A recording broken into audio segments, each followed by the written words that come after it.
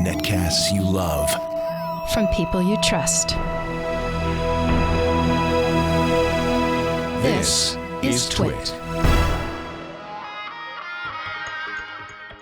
Hi, this is Leo Laporte, and this is my Tech Guy podcast. This show originally aired on the Premier Networks on Saturday, December 22nd, 2018. This is episode 1551. Enjoy. The Tech Guy podcast is brought to you by On Deck. Are you a small business owner in need of capital today? Well, On Deck can help with over $10 billion in loans and an A-plus rating from the Better Business Bureau. On Deck is a lender you can trust. Visit ondeck.com/techguy to learn more and get a free consultation with one of their U.S.-based loan specialists. And by Simply Safe. Protect your home and family with an A-plus home security system.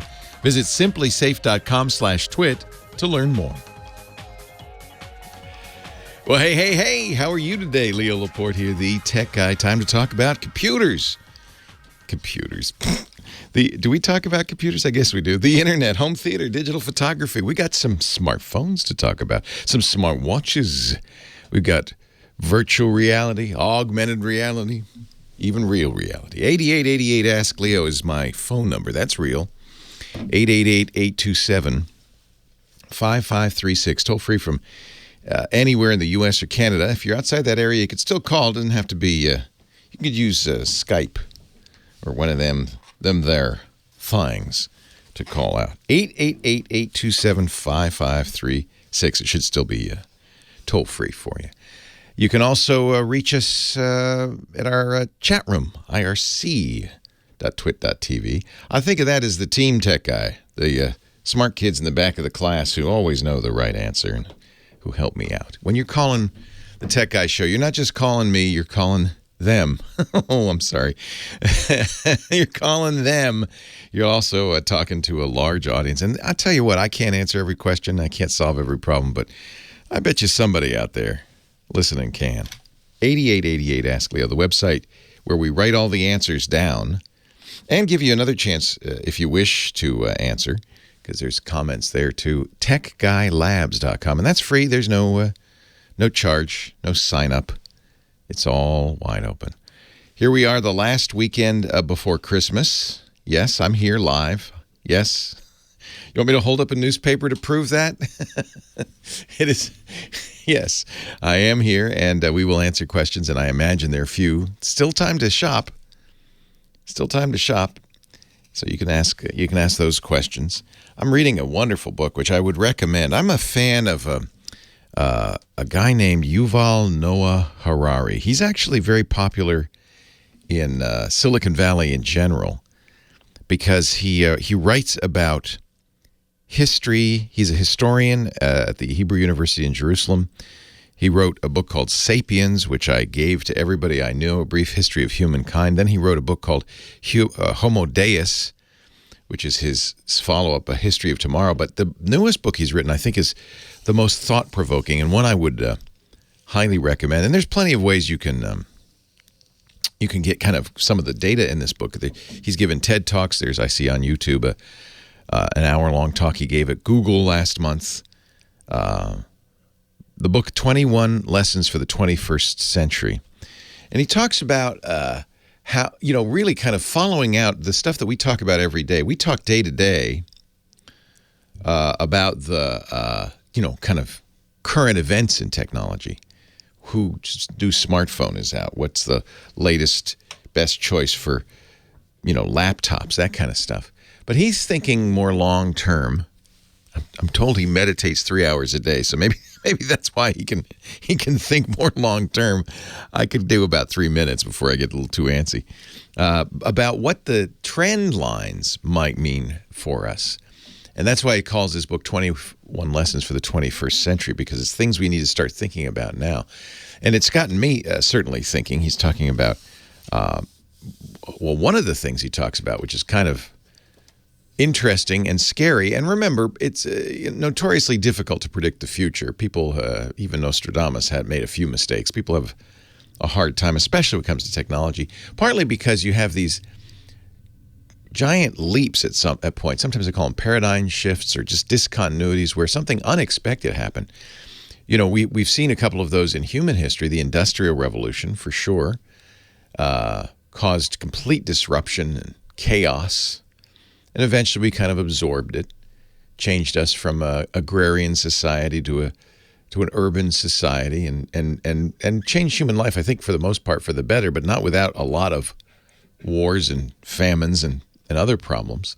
Now we're in the midst of a massive information revolution, which he says, and I think I agree, is significantly more of a disruption than the Industrial Revolution will be, or was.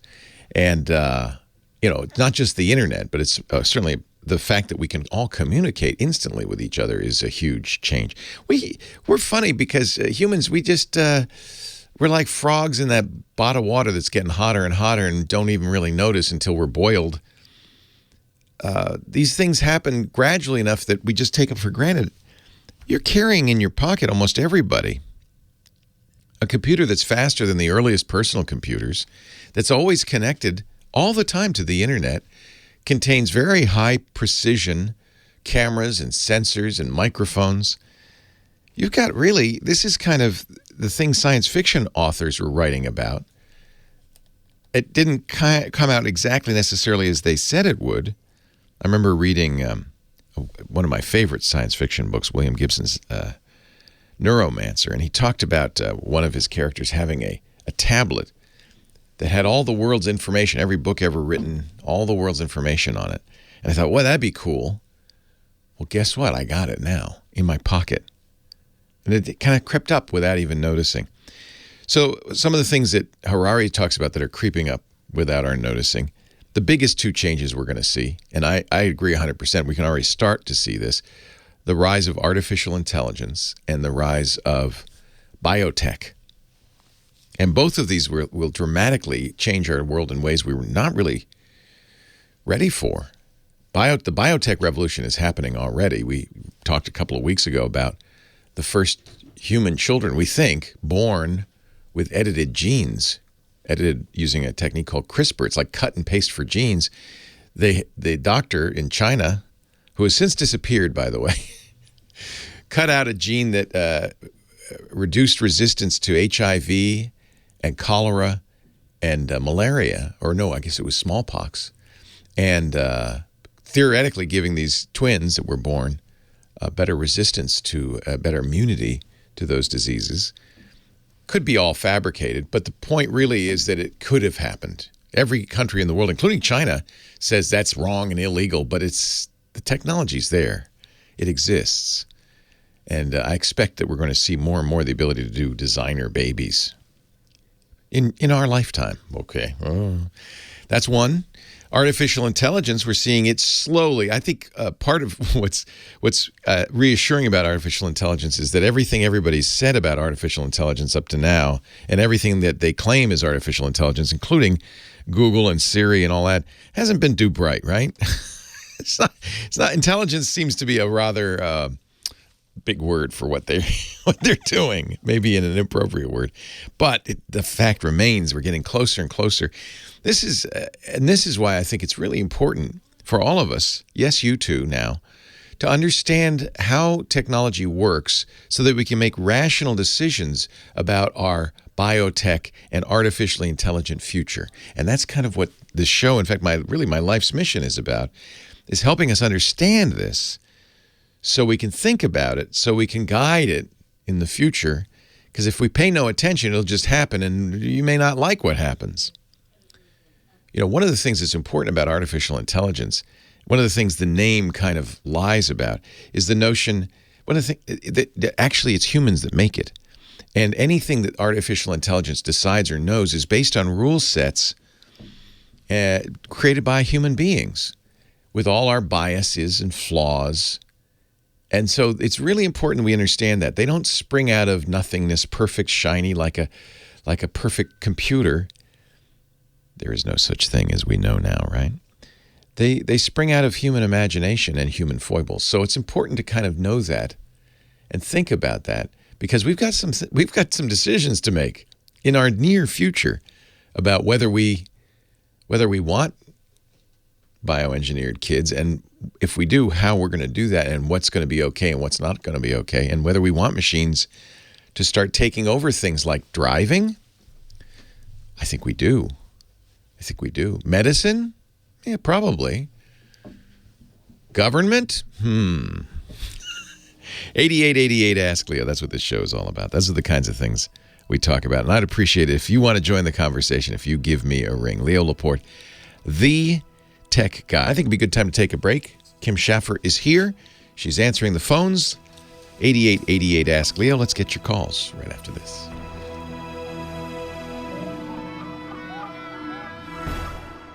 Ladies and gentlemen, Kim Schaffer answering the phones, our phone angel. Hello, morning. Kim. Hi, how are you? Did you know that you were going to be working this close to Christmas? Yeah, but I'm working Christmas Day, so this doesn't hurt me at all. Not here, at the bar? I am. We open for a few hours on Thanksgiving and Christmas Day for the old timers. Everybody needs a drink on Christmas gotta Day. Have a drink before you see the in-laws, right? Exactly. And one of those fine sausage rolls, let's not forget. Well, our kitchen's closed, so it's booze only. Oh. Yeah. I don't know if that's a good idea. Yeah, maybe not. But it seems to work. It's a yearly tradition, and the old soccer players come, or football players. Do they come in to watch they come Chelsea and Manchester United and all that? They do that, but they come in and they sing songs and drink oh my dinners gosh! And, yeah, it's you have the soccer hooligans. It's the soccer. Oh my hooligans. gosh! How fun! That might be worth going down. Mm-hmm. What? Give them a. No, I probably shouldn't say it out loud. Mayflower. Okay, too Mayflower, late. San Rafael. San Rafael. Everybody go. Come see me. But actually go when the sausage rolls are in, because those things yes. are Come for the mind-boggling. sausage Come rolls. for the sausage rolls. Stay. The bangers and mash, the pot pies. I could skip the bangers and mash. Oh, I do. Yeah, those aren't good for you. Not that sausage rolls are any bad. Have you? Not to change the subject, but have you been answering the phones? Yeah. Oh. Yeah, it took people a while today. I think they were sleeping or the And I coffee think hadn't kicked in. But most radio shows would not be working 2 days before Christmas. is it really that close? I guess I'm just kind Eve of... is Monday and Christmas Day is Tuesday. I feel like most radio shows would take this opportunity to head to Mar-a-Lago and enjoy the sun and fun and not be working. But no, you and I, first of all, we didn't get the invitation. But we won't get the invitation. I don't know. Me and Rush are pretty close. But since we didn't, let's answer some calls. Yeah. So how about Katie in Lake Forest having Katie? issues with her Mac and PC formatting? Oh, I know how that is. Yes, they don't seem to. It gets sent from a Mac to a PC. They're confused, yes, aren't they? They don't look right. The documents don't look right. Thank you, Kim. And hello, Katie. Leo Laporte, the tech guy. Oh, I have to push this button too? Wow, they're making me work today. Hi, Katie. Hi, Leo. Thanks for taking my call. My pleasure. What's up? So, yes, I do my editing work on Mac, just in Microsoft Word. I edit students' dissertations. And lately, when they get the finished dissertation back from me, if they have a PC, the formatting is all messed up. So I will put in page breaks and format section breaks and things like that. And then when they get it on their PC, it's a jumbled mess. And it's not. I've done it for years, and it's never happened up until maybe a month ago. Yeah, I know that you probably got that Microsoft Office update on your Mac. Yes. I'm wondering what that did to change everything. You know, they were saying how excited they were to have dark mode, but big deal with dark mode. I want my formatting to work. Me too. And I did update. So this past week, I did, I think, that new update, hoping it would help. So it's already happening before that. Oh, it was happening before that. Yeah. Okay.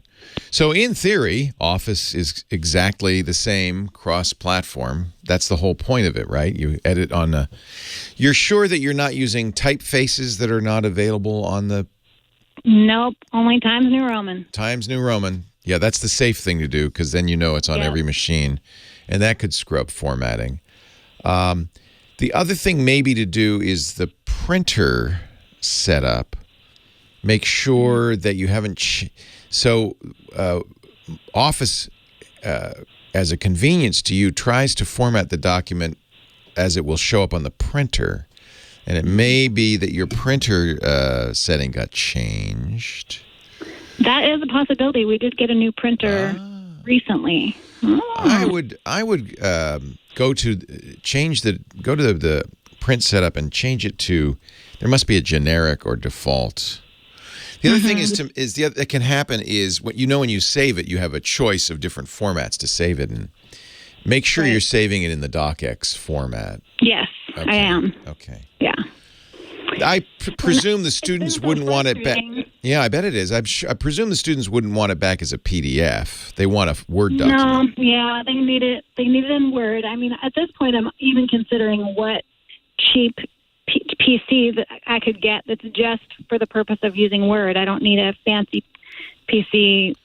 I mean, I don't even know if that's a better option just to no, you shouldn't need. No, we can solve this. This doesn't sound right. I'm not sure what's going on, but it doesn't sound right.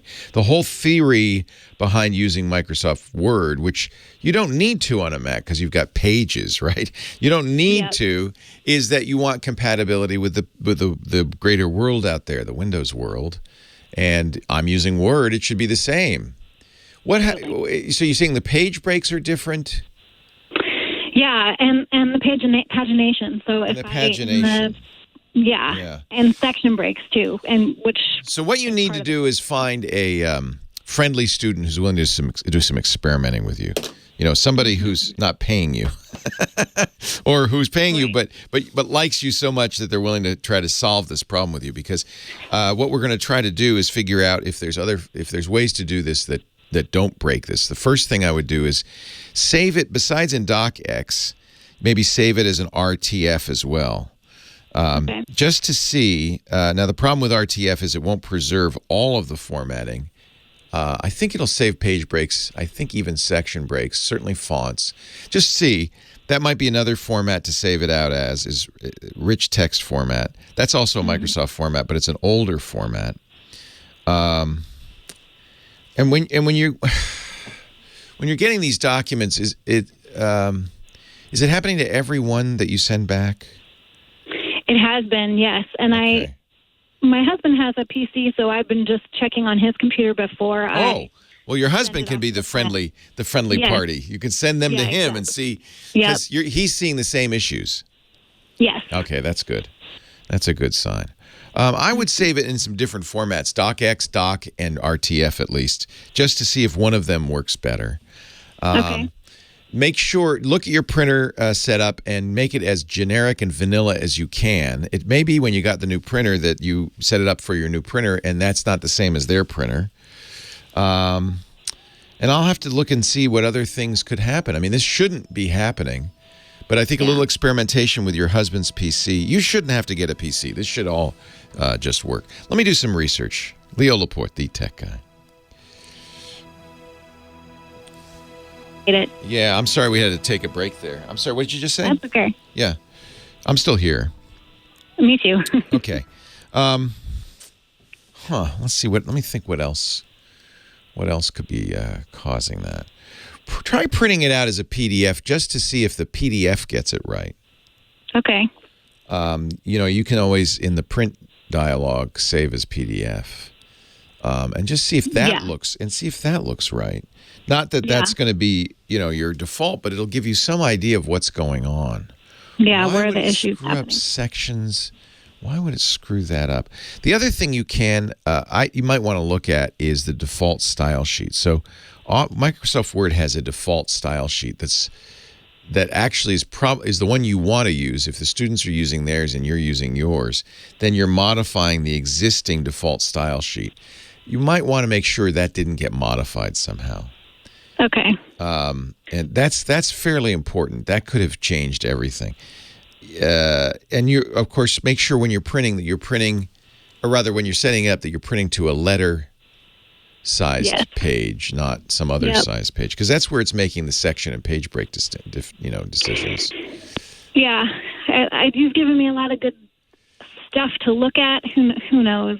Yeah. Why it started, but it's like when I create the table of contents, and let's say Chapter 2 begins on my Mac on page 14, and then I send it to someone with a PC, and not even with just page breaks, but even like let's say my Word doc Mac will have 15 lines of text, but then their PC Word doc will have 14 lines of text, even on a non-page break page.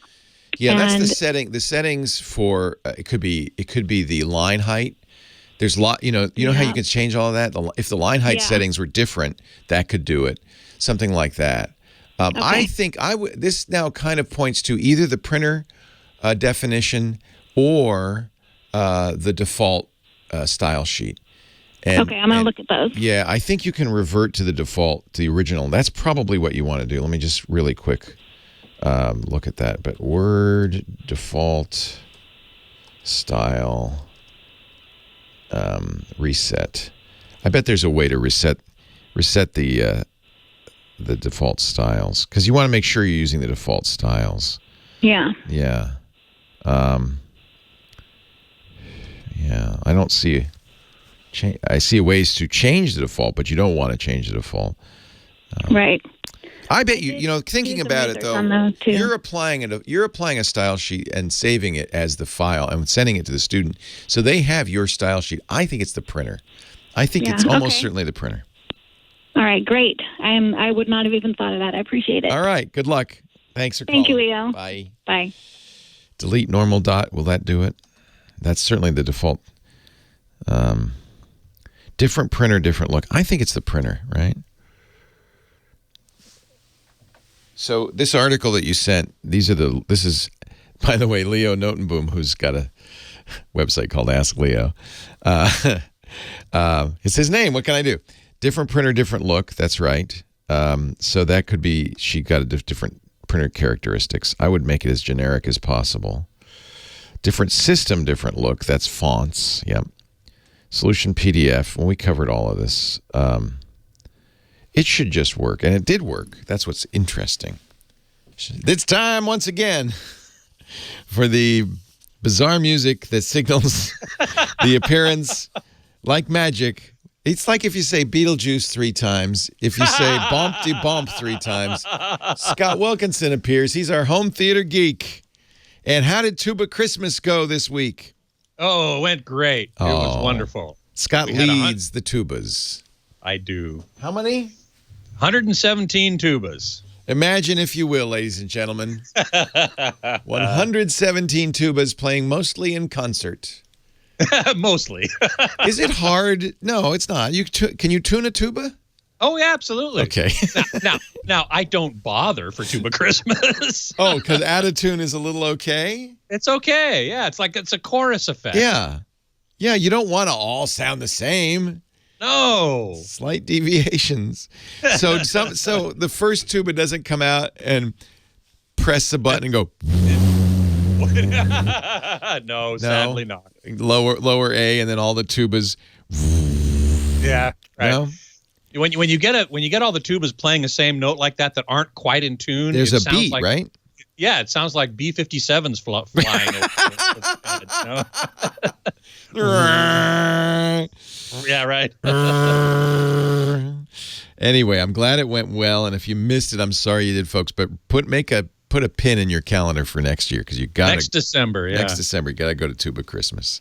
That's out right. by the cemetery. That's right. What do you want to talk about today, Scott? I know it's something to do with home theaters. Well, actually, this week I went and saw Spider-Man Into the Spider-Verse. I didn't even know there was such a thing. Oh, really? You didn't hear about this movie? Oh, yeah. Okay. Oh, this is not your typical Spider-Man movie. Well, that's a relief. It's seriously. In fact, the movie starts with, all right, let's do this again. Peter Parker gets bitten by a radioactive spider. Blah, blah, blah. They make fun of it. That's funny. Is this based on the play or something? What is the story on this? No, the story is actually very interesting. It turns out that there can only be one Spider-Man in each universe, but there are multiple universes, and therefore there are multiple Spider people. And they all start converging into, presumably, this universe because of the evil guy's device that, breaks down the barriers between the universes. And so we get a number of spider. Is Tobey Maguire in this one? No. So that's a universe that we shall not tap. Is that what you're saying? Exactly. This is the Tom Holland universe. One of the Spider-Men who show up. Or is it the Andrew Garfield universe? Or is it the Drake Bell universe? There's a lot of Spider-Men. There's a lot of, but this one is unique in many ways. For one thing, one of the spider people who show up is Peter Parker as a middle-aged paunchy guy. Wow. He got bit late in life.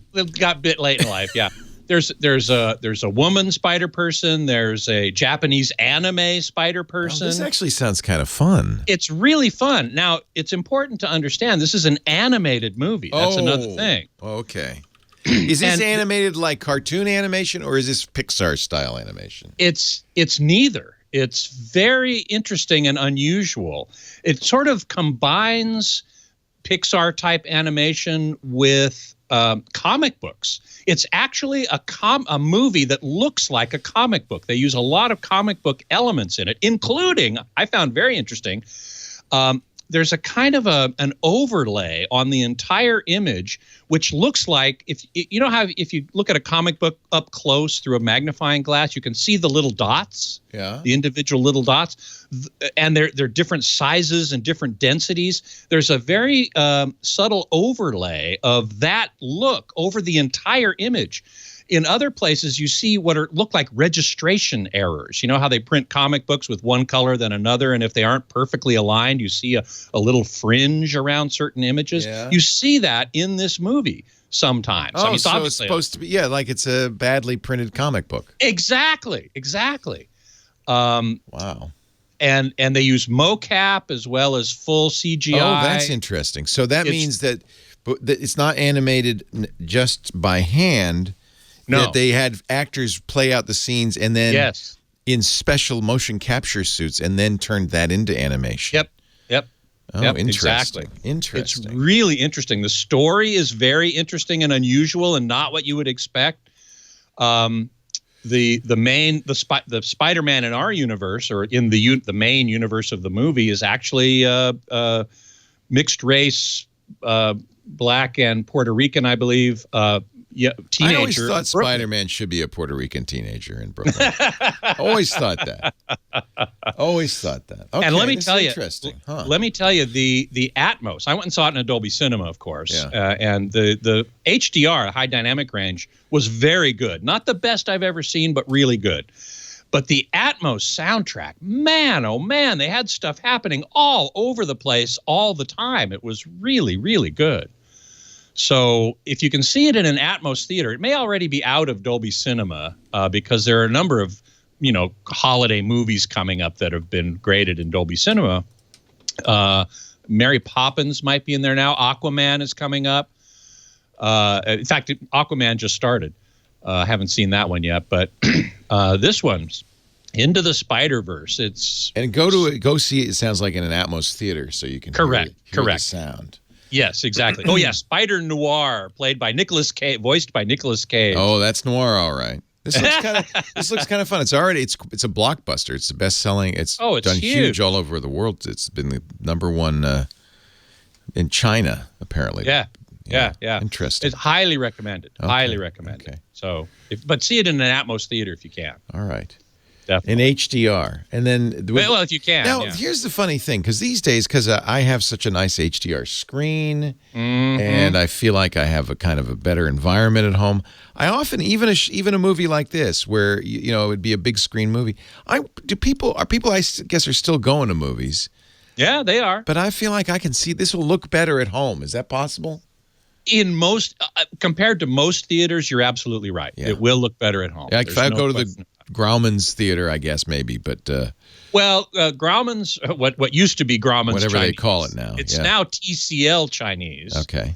The TCL company, the TV company that we talk about quite often on this show. Chinese TV company, yeah. They bought the naming rights to that theater. So it's now the TCL Chinese, but it has an IMAX, a laser IMAX. Yeah, so that might really be good. Theater, so that's probably pretty good. Can't beat that at home. No. No, I don't think you can beat Dolby Cinema at home in a way, because you can certainly get brighter at home. Yeah.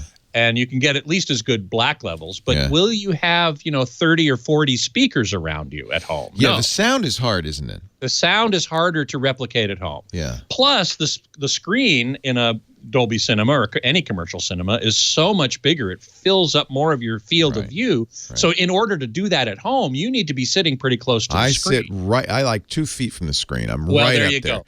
Then you and so you I just need to improve the sound. Correct. I have to get some. I do have to go Atmos. I think that's going to be a little bit of a project, so but I think that's the next step. Just give me a call. I'll be glad to help. What kind of Atmos speakers do you use? We had that Vizio soundbar that was Atmos. That was kind of a poor man's Atmos, but it worked. It is a poor man's Atmos. Yeah. Better to have actual Atmos speakers. I have some up-firing Atmos speakers that fire off my ceiling and reflect off the ceiling rather and come back down and do it that way. Maybe and that's next a perfectly week good way to do it. We can do some shopping for Atmos. There you go. Atmos I'd love sound. to spend your money.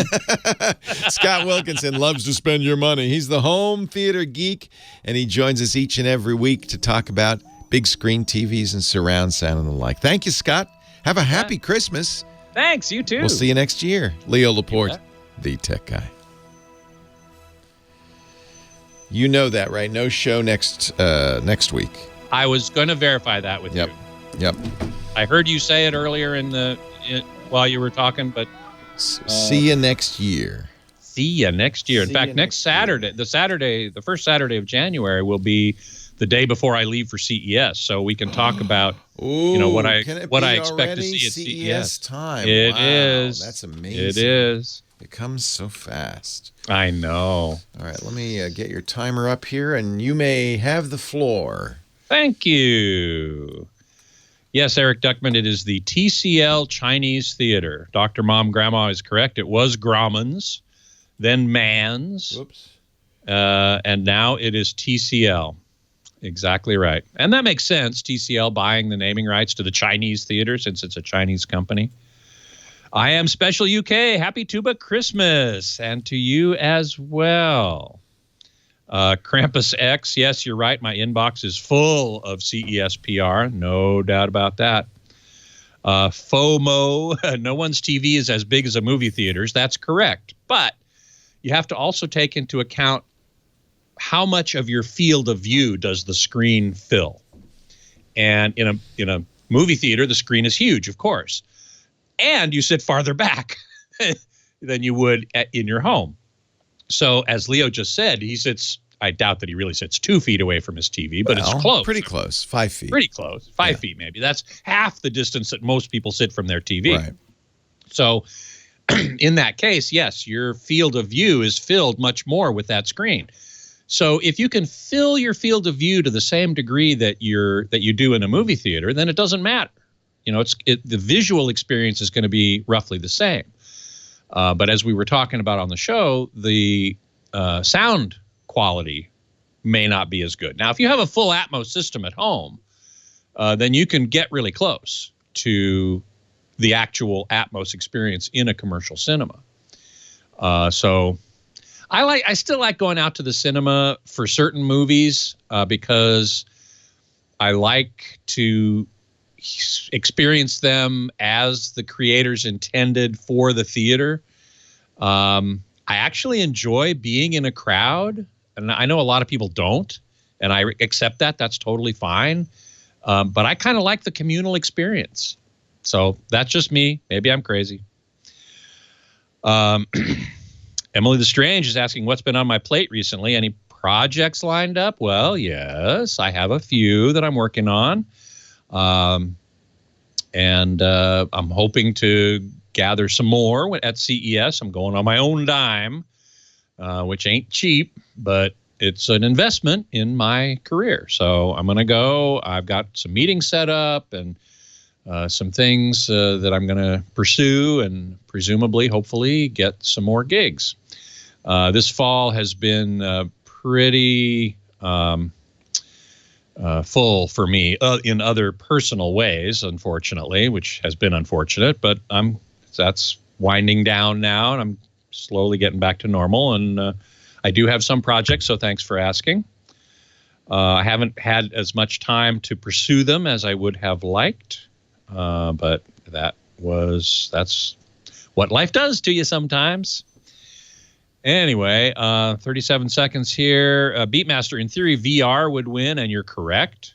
VR is one way to experience movies and have a wide field of view, and I've always thought that would be an excellent way to watch movies, except for the isolation, and except for the fact that the resolution isn't as good as it needs to be. I can see the pixel structure easily in every VR gear thing I've put on. I mean, it looks like low-res TV to me. So when they get to 8K or something, that's one thing 8K will be really good for. You stick around for the top of the hour?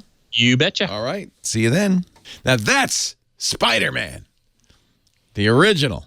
Leo Laporte, the tech guy, shooting spider webs out of my fingertips here. Line 2, Chuck in Fontana, California. Thanks for hanging on, Chuck. Leo Laporte here. Hello, Chuck. I'm here. Hey. Leo, thank you. Merry Christmas. Merry Christmas to you and all of your tribe out there. Thank you. Thanks for calling. Merry Christmas to you, too.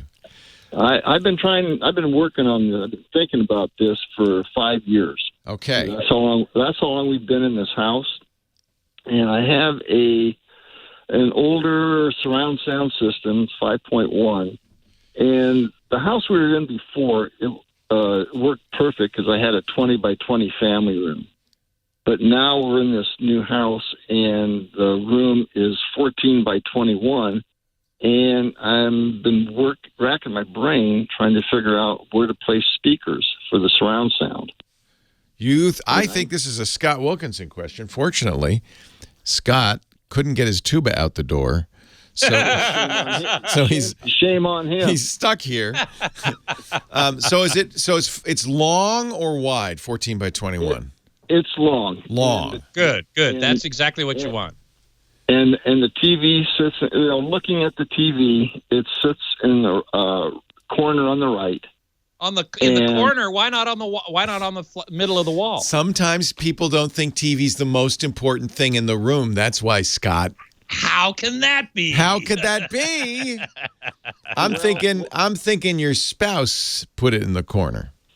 Well, no, actually, we both did because the wall where we put the TV was closed, and before we moved in, we had the wall opened up so she could look into the other room so she could enjoy the fireplace. Oh, so there's a hole in the wall where the TV goes.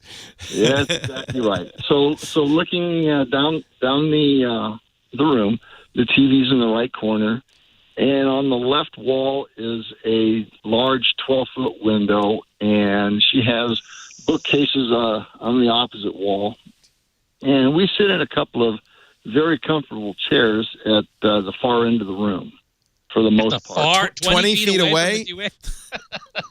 Yeah. Yeah, that's too far. How big's the TV? It's a 65-inch. Do you wave at it when it comes on? Hello, TV! Really? How are you? Yeah, we upgraded from the 57, so because the old one died on us. Yeah. Are you at least sitting in front of the TV, or are you going to have cricked necks the whole time? Well, that's why we sit at the opposite end of the room, because we have the two easy chairs there. So at least you're looking down the pipe at the TV. Well, yeah. I mean, is there any way to put the chairs sort of at a where so that you're more square to the TV? Well, you know what I mean? At the TV, well, yeah, kind of, sort of. The chairs are in the corner, and they're both at the looking at the TV. And the TV is on a diagonal to the corner of the wall. It's not square on the wall. Well, that's what I mean. And so your best bet is headphones, my friend. Yeah, I'm afraid so. I don't know. Boy, you've got a. Do you want to fill? Here's the question: do you want to fill the room with sound? You probably do, right? Oh, not necessarily. We just for mainly watching. We're watching DVDs and that. And in our fifth wheel trailer, we have a surround sound system in that thing, and the thing works great. I bet. But I'd kind of. But you're a little closer to the TV in that thing, I bet. Correct. Yeah. Correct. And Well, boy, the fact that you're at a diagonal in the room makes speaker placement, to get to your original question, very difficult. right. Very difficult. I've been doing some research, looking on the internet, and I got to one website, and they said, yeah, that a room like that, it's just not even worth the effort. So I thought, I'm not sure I would agree with that. I mean, if you want to really... The ideal situation with a TV is a TV in the middle. You're sitting on a couch 10 feet or less away from it. You have speakers on the left and the right of the TV, a center channel over the TV.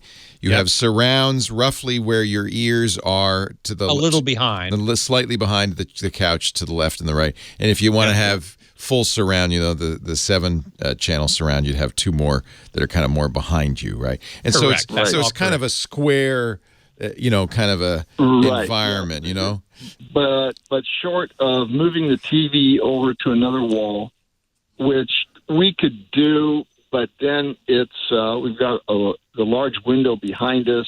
Oh man, and if that's going to be throwing light on the TV, you're going to get tons of reflections. That's not going to I don't know where you'd put the speakers. I mean, would it work to have the speakers closer to where he's sitting?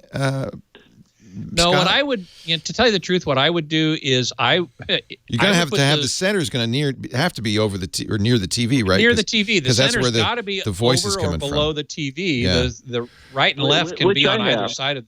Okay, and the front, right, and left can be on either side of the TV, right? Correct. Okay. Then what I would do, I would put the ceilings in the surrounds in the ceiling. Right. That's what my wife wants, because she doesn't like wires hanging all over the floor. Sure. Well, I would put them in the ceiling or on the ceiling. That's a lot of work, to install speakers in the ceiling and then run wires and so on through your attic. I mean, that's not a trivial thing, but that to me would be the best way to do the surrounds, and reposition your chairs in some way to get a little closer to that TV. It's a little tricky because you don't want the surrounds to be louder than the left and right channel. No, that's true. They're going to be closer to you.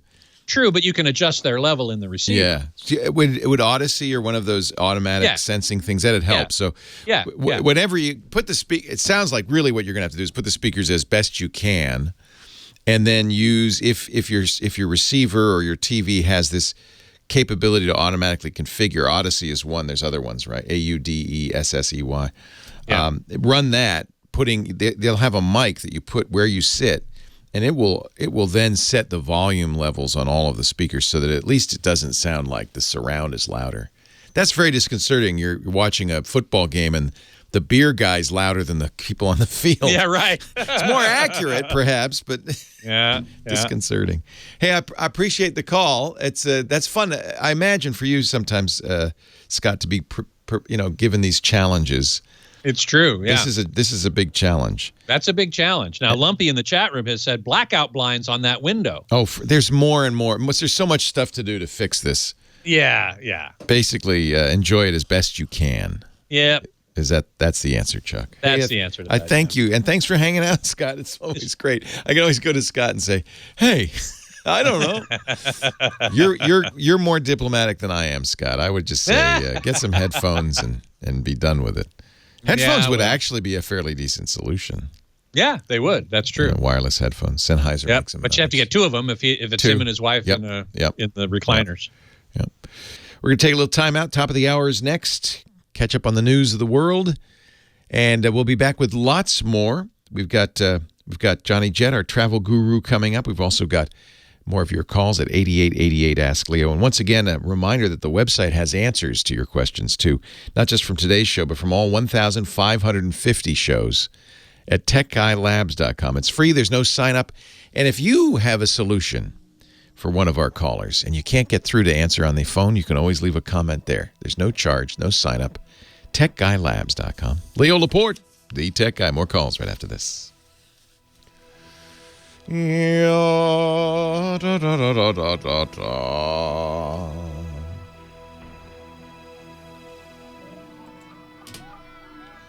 All right, Scott, it's all yours for the remainder. 8 minutes, really?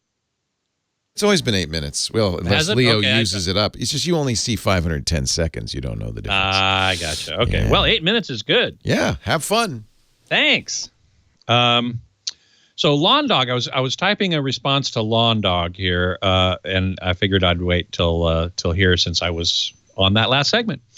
When you have a room with a slanted roof and using 7.1 surround, it's best to point the up-firing speakers, meaning the Atmos speakers, which would be 7.1.2 or 0.4, that last number, in the direction with the roof line so the sound travels up and away, or should the sound bounce off the slanted part of the roof? If you have a slanted roof, up-firing Atmos speakers won't work. So there's no good way to do it. So I would get actual, this is with people with slanted roofs and they want Atmos, it's tricky. It's difficult. You need actual speakers in the roof, in the ceiling, and they have to be able to point more or less straight down. Typically, they're angled a little bit. If they're behind you, they're angled towards you. And if they're in front of you, they're angled back towards you. So how do you do that in a slanted ceiling? Well, you'd have to maybe build some sort of thing that kind of cantilevers them out flat like so. It's not easy. Very, very tricky to do. But up-firing Atmos speakers on a slanted ceiling, I have yet to hear of a successful way to do that. It just doesn't work. So sorry. Now, Beatmaster has pointed out, I mentioned earlier that I was looking for an 8K VR helmet, and Beatmaster points out that there is one, and I did know about this one called Pimax, Pimax, and they do have an 8K. And I wasn't, last time I looked at it, it wasn't available yet. It was like in prototype form, and we didn't know when it was going to come out. Maybe it's now out. But it ain't cheap, $900. And if you want the hand motion controllers, that takes it up to almost $1,100. So that's expensive, but it is the one VR headset that I am most interested in because of its resolution. Maybe it will get rid of the screen door effect, and I won't see the pixel structure. And if that's the case, then yeah, I'm all for it. I'm not sure I'm going to spend $900 on it, but maybe I can get one for review. I'm liking that idea. But anyway, that is an 8K version, and I just looked at the specs, and it's actually 4K. Let's see if I can get the specs here. My computer's running a little slow. Here it is. It's actually 4K per eye. It's 3840 by 2160 per eye. So it's not really 8K. It sort of is. It's 8K total horizontally, but 4K vertically. So still, that should be really, really good. So I'm looking forward to trying that out. I think that should be quite good if it's supported well. You know, if you can watch movies on it. I mean, geez, if you could plug an Ultra HD Blu-ray player in there and just watch a movie on it, that would be very, very cool. Let's see. Oh, I got a lot of questions about speakers today. VA3 ETS. I've got a virtual pipe organ set up. Yeah, man. I'm digging that. And the speakers I have here are a pair of Yorkville YSM6s and a Yamaha HS8 subwoofer. For some reason, 32-foot pedal stops sound more like 10 2/3 stops rather than true 32s. Could this be because of the placement of the sub or the frequency response of the sub? Probably both. A 32-foot pedal stop, if I'm not mistaken, the lowest note is like 16 hertz. Is that the 32-foot stop? Correct me if I'm wrong, but I think that's what it is.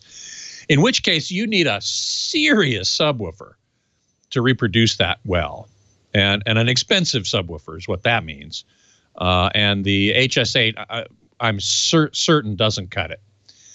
You could potentially boost the bass a little bit by putting the subwoofer in the corner, but if it's just not putting out 16 hertz, which certainly an 8-inch subwoofer will never be able to put out 16 hertz. It just won't do it. It'll be zero output. Then it doesn't really matter. So, boy, that's super great that you have a virtual pipe organ. But the 32-foot stop is like, oh, man, that is super low. You need a serious TV, a serious speaker subwoofer for that. Lumpy does have blackout blinds. That's what I was going to say. That guy that I spoke with on the phone with his TV in the corner, put the TV on the long wall. It's not ideal, but it's better than what he's got. And put blackout blinds or curtains on the opposite window. And then when you're watching TV, just close those blinds. Then you can put the speakers in a symmetrical configuration that works. So that's what I would do there for sure. Let's see here. Yeah, they should. Yeah, a lawn dog. Getting back to the Atmos on a slanted ceiling. Yeah, I've also often thought about putting the overhead speakers on a pole that comes down from the ceiling and drops the speakers down to, say, for example, where the slanted ceiling meets the wall. Whatever that height is, it would be, or what would be the top of the flat ceiling. Put the Atmos speakers down that far on a pole hanging from the slanted ceiling. That would probably be the best solution of all. You still have some acoustic problems because the sound from that speaker, from all the speakers, would go up into that slanted ceiling and bounce around in ways that it wouldn't in a rectangular room. So that'd be kind of weird. Let's see. Dr. Mom Grandma. Hey, glad to see you here. I'm tearing apart the sound system in my new home. Quick question. How do I check the specs for built-in ceiling speakers? I'm not sure I know what you mean, the specs for built-in ceiling speakers. I want to put in the strongest amp I can, but don't want to blow the speakers out. The ceiling speakers are already in the room, in the ceiling. Can you find out what the make and model are? Is there any way to do that? That would be the only way to know, really. We could look it up with that, but that'd be the only way to know, is to somehow determine, get your grandkids or your kids to crawl around in the attic, if necessary, with a flashlight and look at the back of those speakers, try and find out the make and model. And if you do, I can certainly help you. Just email me with that information, and I can help you with what the power handling capability of those speakers is. Scott, as always, you're a gentleman and a scholar. Thank you so much. Have a wonderful week. Have a wonderful 2 weeks. 2 weeks. And have a great Christmas. We'll talk CES. You too. Have a great Christmas. We'll talk CES. All Thanks right. a bunch. Thanks, Scott. Bye-bye. Bye-bye. I have to fix this. It's driving people crazy.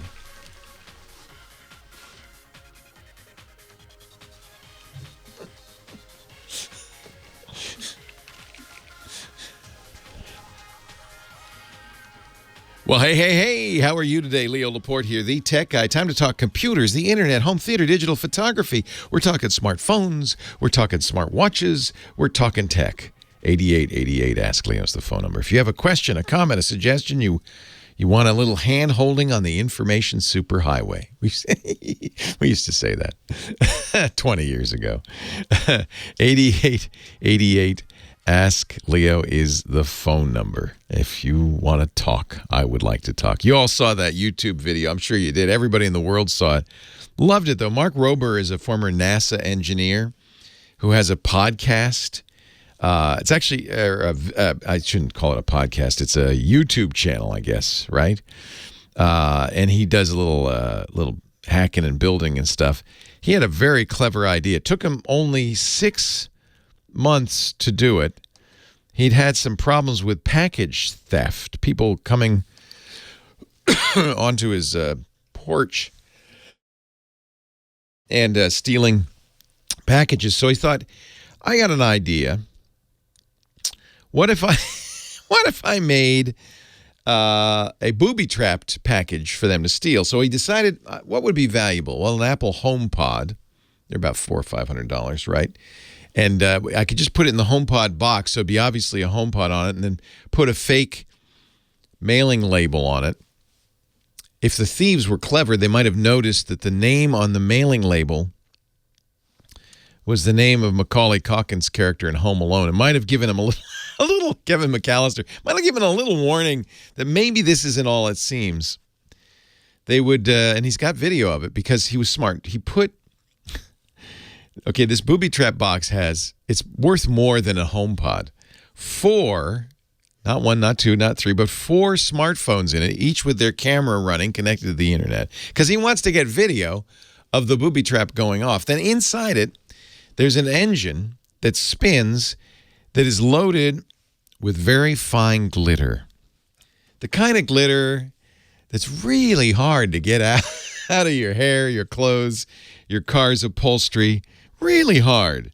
Like you're going to have glitter on you for months. Your significant other is going to say, honey, have you been dating strippers? What's going on here? Why is there glitter in everything? So that's booby trap number 1. But that's not, as if that were not enough. Apparently, and I learned something in this video, you can buy aerosolized noxious odors. Stink bombs. A little aerosol can. So he put a little motor in there that every 10 seconds does 5 spritzes of stink bomb material. And he did that for a very good reason. He wants the thieves to be so offended after the glitter goes off by the smell coming off this thing that they'll throw it out the window and leave because he wants to recover the smartphones. So the glitter bomb trap, he's got in the video, which, by the way, it's been out for a week, has 45 million views on YouTube. He has in the video a number of thieves and their reaction to being glittered and then stink bombed. And it's pretty funny. It's pretty funny. I recommend it if you haven't seen it yet. I'm sure you have it. You've seen it on your local television news. You've seen it everywhere. But it's on YouTube. Mark Rober, R-O-B-E-R. So YouTube.com/Mark Rober. New ideas in science and design. Clearly this guy, I mean, he must have been hundreds and hundreds of dollars, more than $1,000 on this thing, and 6 months building it. It was, but you know, this is what he does. That's what's amazing about him. Before that, he built a dartboard that would move so that you could always get a bullseye. That only took him 3 years. But if you haven't seen Glitter Bomb versus Package Thief, Mark Rober, you're one of the few. He's a crazy guy. This guy's amazing. This is what YouTube's great for. And a lot more likes than the YouTube Rewind video, which came out. Every year YouTube does a look back at the year. They call it their Rewind. Their Rewind for 2018 has 146 million views. Came out December 6th. But it's also the most disliked video on YouTube with 12 million dislikes. I'm sorry, it's now 13 million dislikes. Mostly because they didn't put PewDiePie in it, I think, who's the number one character on YouTube, 77 million subscribers. I think that's probably why. But it starts off with Will Smith's in it, and really what it is, the point of it is to, I think, honor YouTube's stars, the big names on YouTube. And unless you're under 25 and watch YouTube religiously, you probably won't recognize a lot of the people in here. This year on YouTube's Rewind, I'm glad they put credits. So if you don't recognize Lucas the Spider or Ninja or Ms. Yeah or Bear Hug, you can. There's a little description of who each of them is. YouTube's Rewind. Now, as long as you're on YouTube, a couple of things to watch. 8888 Ask Leo is the phone number. We'll put links to both of those videos in our show notes if you want to, at techguylabs.com if you want to see them. Back to the phones we go. Jeffrey, Westchester, New York. Leo Laporte, the tech guy. Hi, Jeffrey. How are you today? Can you hear me? I hear you great. I'm well. How are you? I'm good. You're a savior because my wife and the kids are doing clothes shopping. So you're looking around. All right. Have you seen that Instagram feed of guys shopping with their families in malls, falling asleep in the armchairs they provide for just those people? It's called Miserable Men. If you've not seen it, today you are a miserable man. I am, but talking to you, you're putting me in a great mood. Oh, good. I have to walk into Best Buy, the Mecca, to buy a new toy. Oh, yeah. See, it's people think guys don't like to shop. It's not that we don't like to shop. It's the choice of things to shop for that's critical. Right. I agree. So I had a question for you. Yes. I took your advice. I got a Google. I got a Wi-Fi mesh system. I got the Google one. I know that's one of the ones that you were kind of high on, but my friend had it and he helped me. Hey, you got it. It's free. What's to be disappointed about? That's fine. That's true. So I have a question. So I have. And in fact, it's not horrible. I gave it to my daughter. She uses it and she's happy with it. So, but are you having problems with it? It's working fine with everything in my house. I have like 30-something things hooked up to it, but the problem is. When all of a sudden I tried to put the Sonos on it. Oh, yeah. So you know what. Oh, yeah. But mesh systems in general with Sonos have problems. They're all solvable. There's the good news. But I'm going to put a link in the show notes to the Sonos support thread on this one because there are a variety of ways of solving it. Putting their Sonos in boost mode usually seems to fix it. There is an issue with mesh Wi-Fi that it often uses 5 gigahertz. And the Sonos might see it as 2.5, and use it, but it's not going to work. Things like that. There are a number of solutions. It is absolutely possible to get it to work. Okay. 'Cause the weird part is, someone told me to shut off the 2.4 on my router, which I did. It didn't solve it. And then the funny part, this is the other way around, by the way. Shut off the 5, but you don't want to shut those off. You want them, right? So that's not the issue. Yeah, it's it'll work. It's notorious. This has always been a problem with Sonos and mesh. I use my Sonos with my Eros, and it works fine. But initially, there were issues. I think some of it's been solved by the addition of firmware updates. But you can totally do it. But keep the Sonos in boost mode is the general thesis of what you want to do. But I'll tell you what, to make it, there's many steps that you can take to make it easier. I'll put a link to this Sonos support article at techguylabs.com because there's a lot of different things. Enjoy your shopping. You have my sympathy.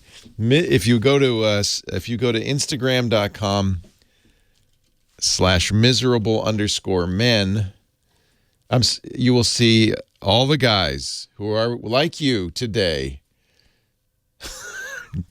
sitting in every store, shoe store, ladies store, whatever, every mall has chairs that are really, there's only one purpose: for the poor husbands to sit in and nap.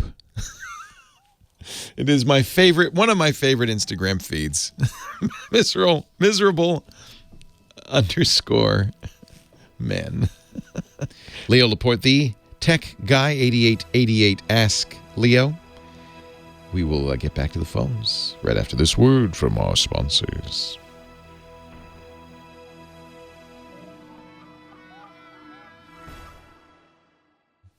Hey, our show today brought to you by On Deck. This is a really good solution for any business with, a need for capital. And that happens a lot. The holiday season, you've got to staff up.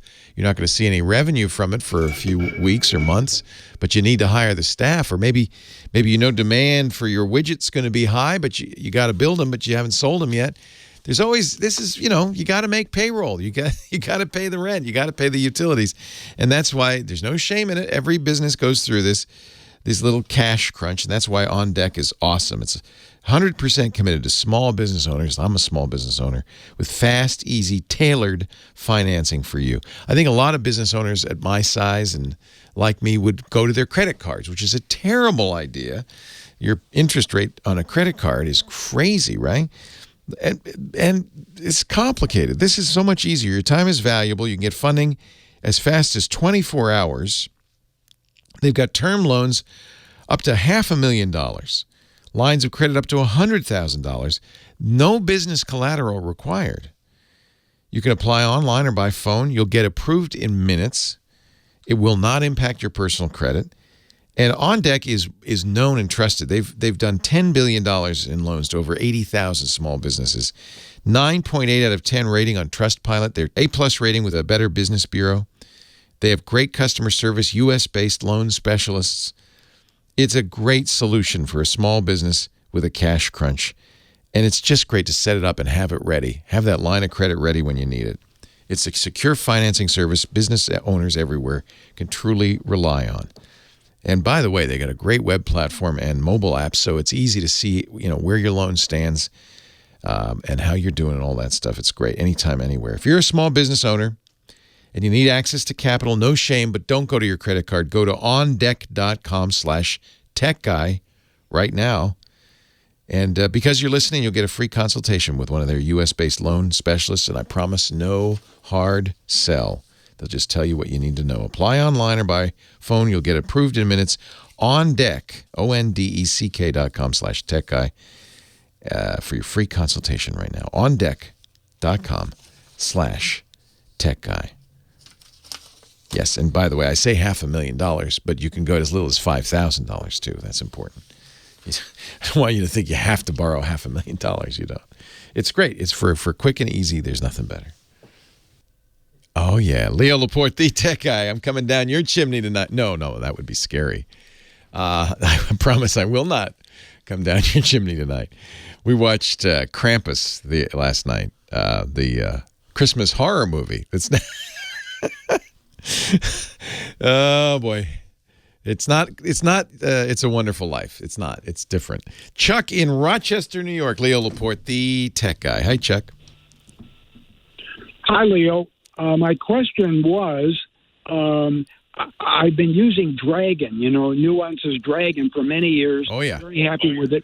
But I'm using it on my Macintosh, and I had some questions today, so I went to the support page, and it said that as of October, they were no longer making or supporting the Macintosh edition. And I was curious what you might recommend for Macintosh for that kind of product. Oh, man. It's kind of as annoying. So Dragon, naturally speaking, was a great company out of Boston that made the best voice recognition software, bar none, on any platform. They made it for Mac and PC, but it was just fantastic. But then they got purchased by a company called Nuance. And it was always my fear that, Nuance was buying a bunch of stuff all at once. Nuance decided they wanted to be the king of everything.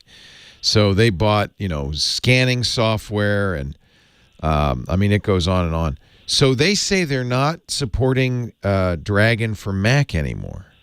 Yes, sir. I think the date was October 24th. Holy cow. October 24th this year. So that's the worst scenario, right? You get a company that's making something really great, gets acquired, and then the company that acquires them says, yeah, and we're not going to do it anymore.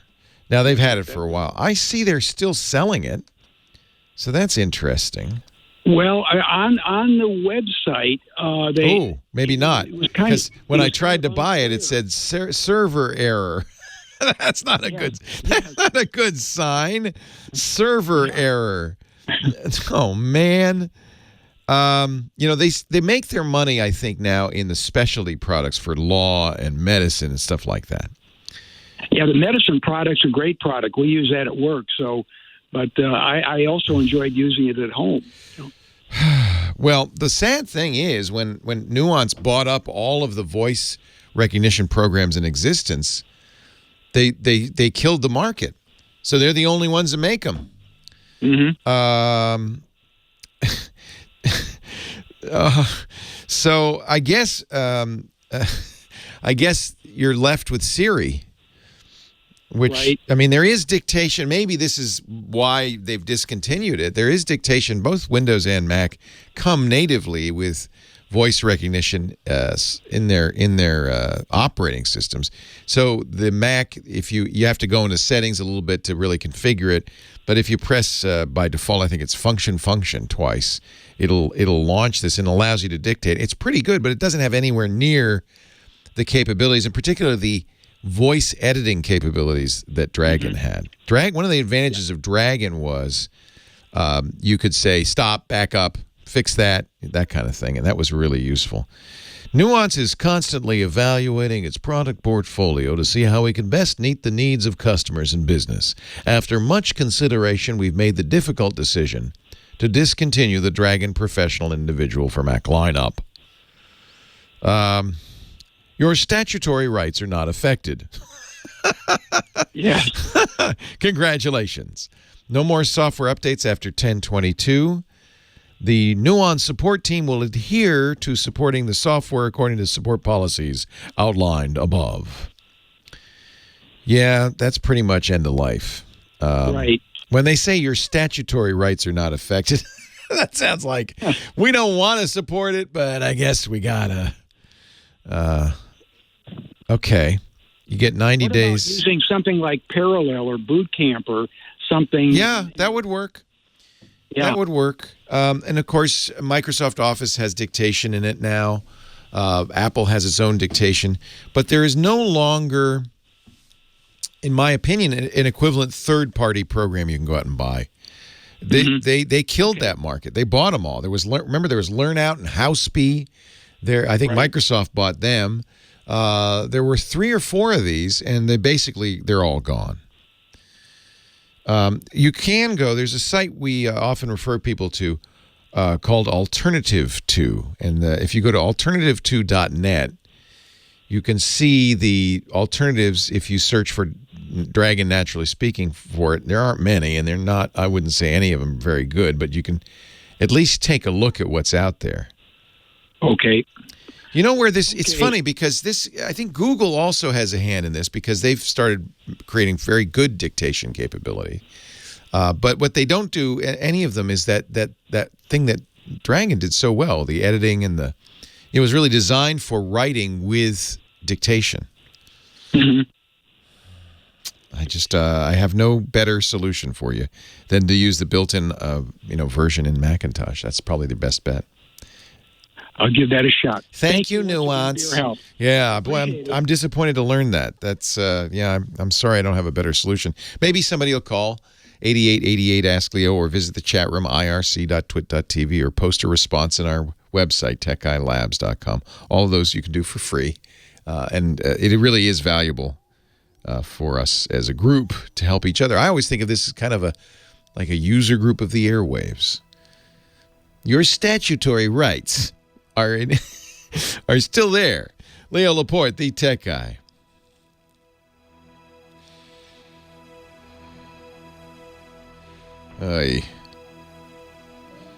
So look at the Office suite, but the problem is you have to be using Microsoft Office. Parallels will work just fine. Well, by the way, Parallels just got bought by Corel. So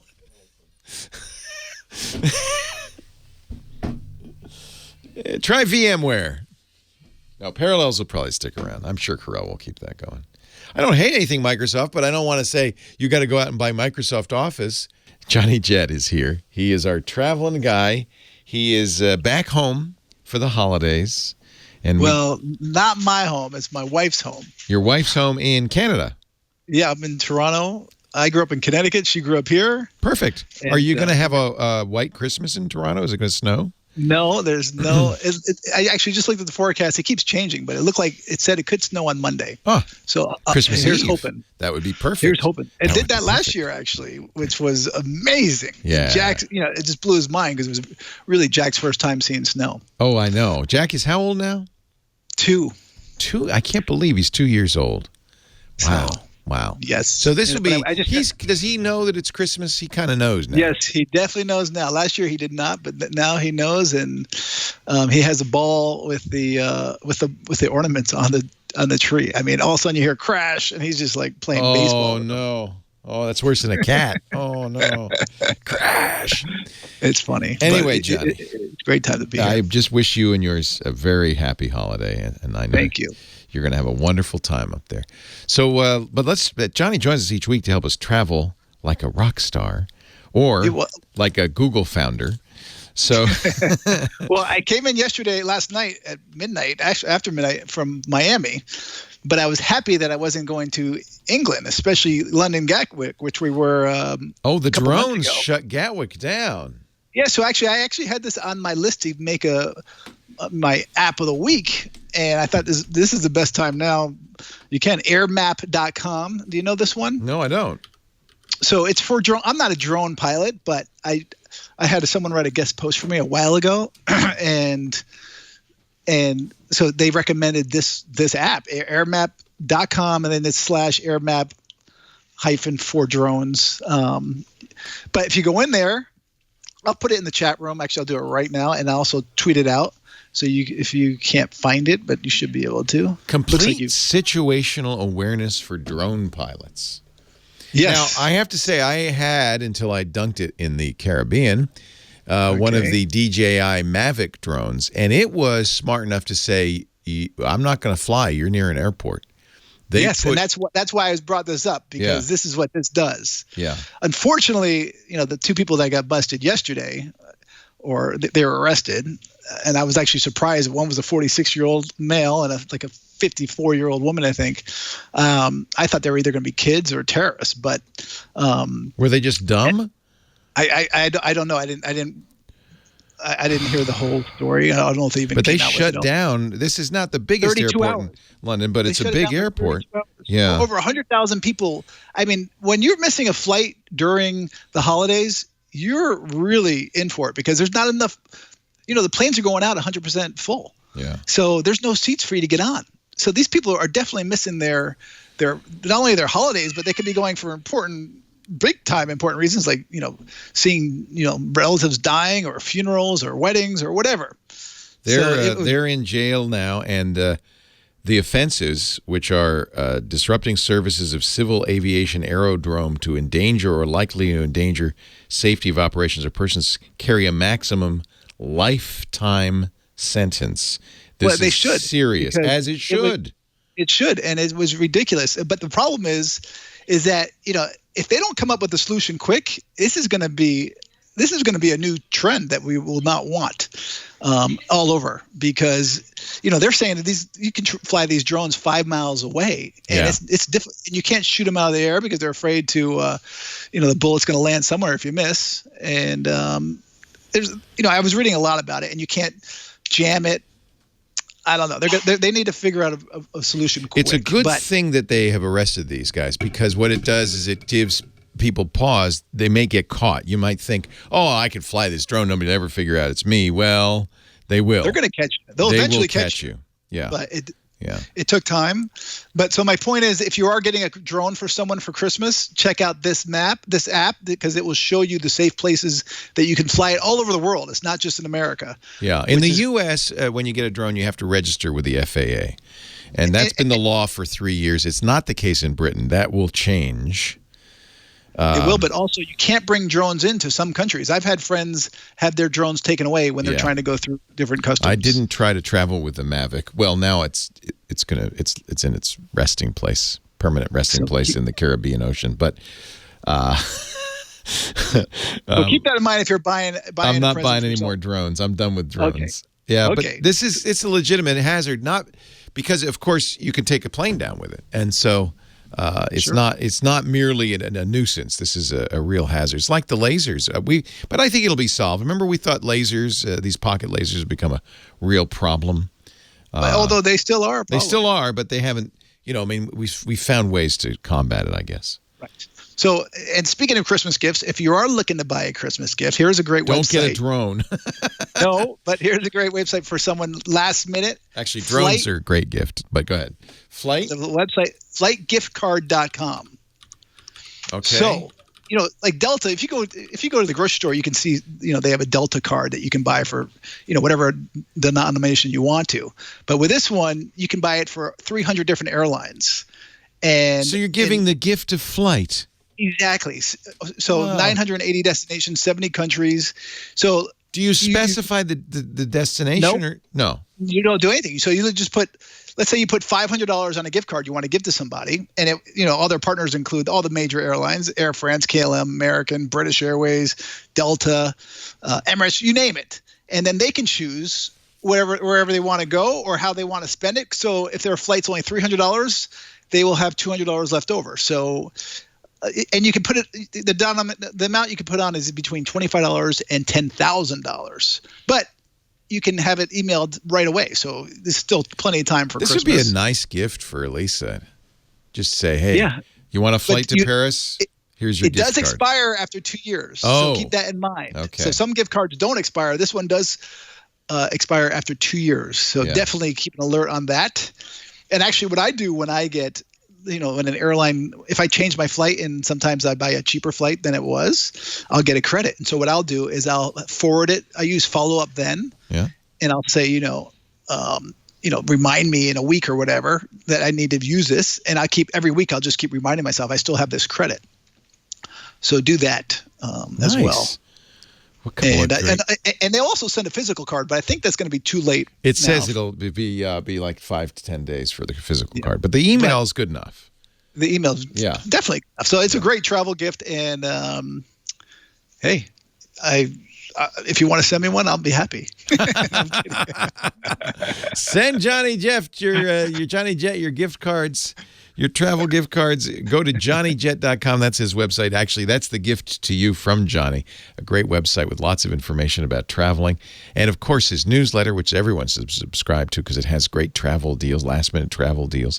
Is this a bad time of year to travel? Probably is.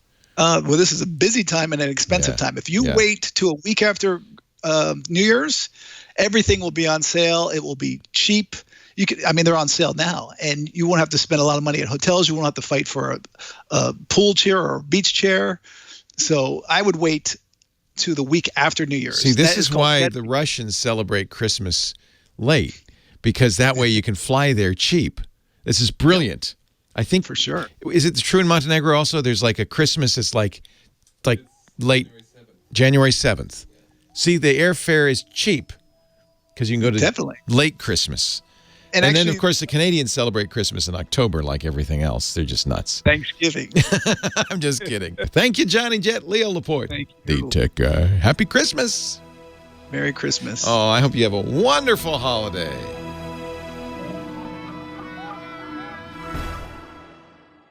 Leo Laporte, the Tech Guy. 8888. Ask Leo, the phone number. If you want to call and ask a question about tech, I'm here for you, baby. Bob in Rolling Hills Estates, California is next. Hey, Bob, Leo Laporte. Oh, I'm here. Hey, welcome. Sorry to keep you on hold so long. Thanks for your patience. Yep, no worries. So I live in not ISP, but Internet Access desert.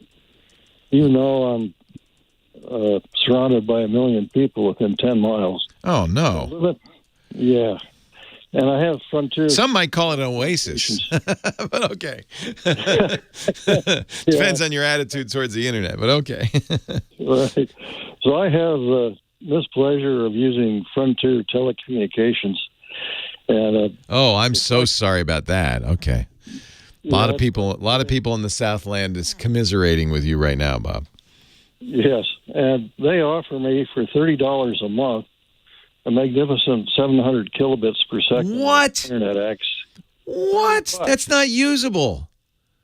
I mean, I remember when I first got an ISDN line, but I was on a 56K modem, and I suddenly have 128 kilobits per second. How happy I was, and I thought I was, living in the fast lane. But those days were that was a long time ago. So you don't have cable available to you, is that right? I have cable, but I just do not need. I have 200 TV channels on. No, but the cable company probably offers internet as well. Do they not? They do. Yeah, they do. But that would be your fastest bet on internet. Yes. Frontier is DSL, and this is the issue: is your distance from the central office. DSL speeds decline precipitously after a couple of miles away from the central office. They didn't even offer DSL till 4 years ago. Yeah. So I'm at the 10,000-foot point, so they declared me not worthy of having DSL. Just too far away, Yeah, so I got an offer from Dish a while back to use satellite internet. Yep, that works pretty much anywhere you have a view of the southern sky. Yeah, but if you live in Frontier Telecommunications world, And in California, where the PUC responds to everyone but the citizens of California, they've got it fixed up so I cannot get what? Television. I cannot get satellite internet service where I live. What? How can they block Dish? They won't sell it to you in that area? They'll sell me Dish, but they won't let me use the internet access or the telephone service. The return service. Yes. Well, boy, that is talk about a monopolistic practice. Yeah. Well, this is California, and you kind of expect stuff like that. But that was astounding when they told me I could not have. So access. this is Dish says to you, because you're in a frontier area, and I don't mean frontier as in the Wild West. I mean an area that frontier is the CLEC or the local provider. You can't get Dish internet services or phone service. So I'm not. Well, I understand that you can't get phone service, but you can't get internet service? Nope.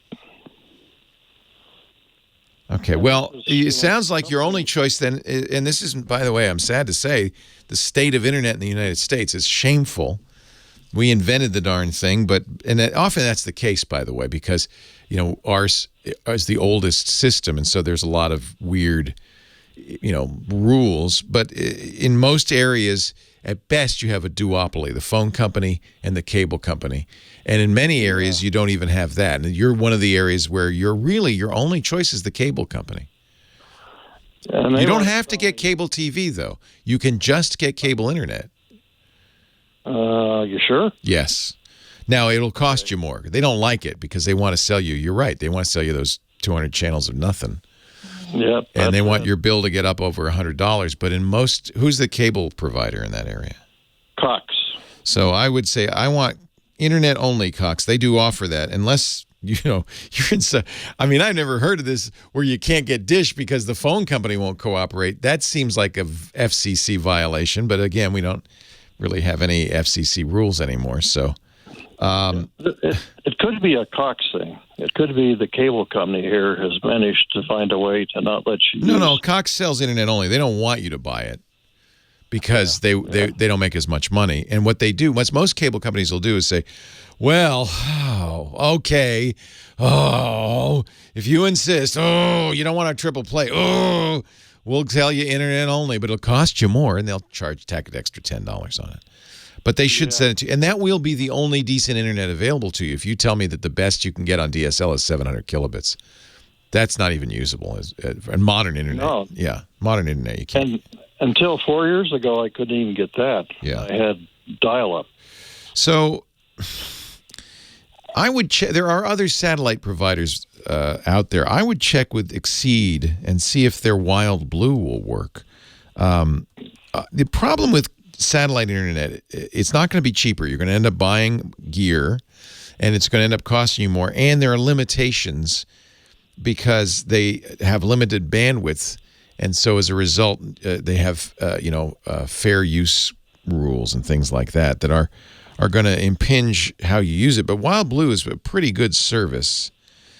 So I would go to Exceed, exede.com, and see if you can get that. It may be that Frontier, whatever Frontier has negotiated with Dish, didn't negotiate it with Exceed. That's the best satellite provider in general anyway. It's better than Dish, in my opinion. Okay, I will search all the satellite. Yeah, but if not, Cox might be your best. But the other thing is there may be, occasionally there'll be strange line of sight WISPs, wireless internet service providers. They tend to use microwaves and things like that. And you might check around for that as well. I got cell phone coverage at my home a year ago. Yeah. It didn't even work until a year ago. But you live in a beautiful, beautiful area, right? It certainly is. It's like not living near a big city. Yeah. Unfortunately. You're in an internet oasis where there is none. None of those annoying people on Twitter to bug you. None of that silliness on Facebook to bother about. You're in an internet dead zone. But it's not the case because you can. I know you can get Cox Internet and only. It may be $80 a month. Exceed won't be much cheaper, but at least you can look at that and see if it works. Okay. I am shocked. I got to look into this. That Frontier in any way, that seems to be a clear violation of. Oh, right. We don't have any net neutrality rules. That's right. Yeah. That seems to me to be a clear violation of FCC rules. But well, it's part of this monopoly that cable companies. It's terrible. It's terrible. It's why we have, even though we invented the internet here and we deserve, I think, to have the best internet in the world. We don't. We have among the worst in developed nations, and it really is historically because these companies have monopolies. And here's an irony in all of this. I'm an advisor to a company that makes communication satellites in geosync orbit, and I can't use them. Well, try Exceed. That's hysterical. Well, you do need internet. It sounds like. I think it would be a good thing. Yeah, it would. Yeah. All right. Well, good luck. I'm gonna have to look into that. That's stunning to me that Frontier could. It doesn't surprise me that they'd try, that they would be allowed to. Really shocks me. That's just not right. Leo Laporte, the tech guy. Let's take a little time out while I shake my head in dismay over Frontier, and we'll get back to the calls right after this.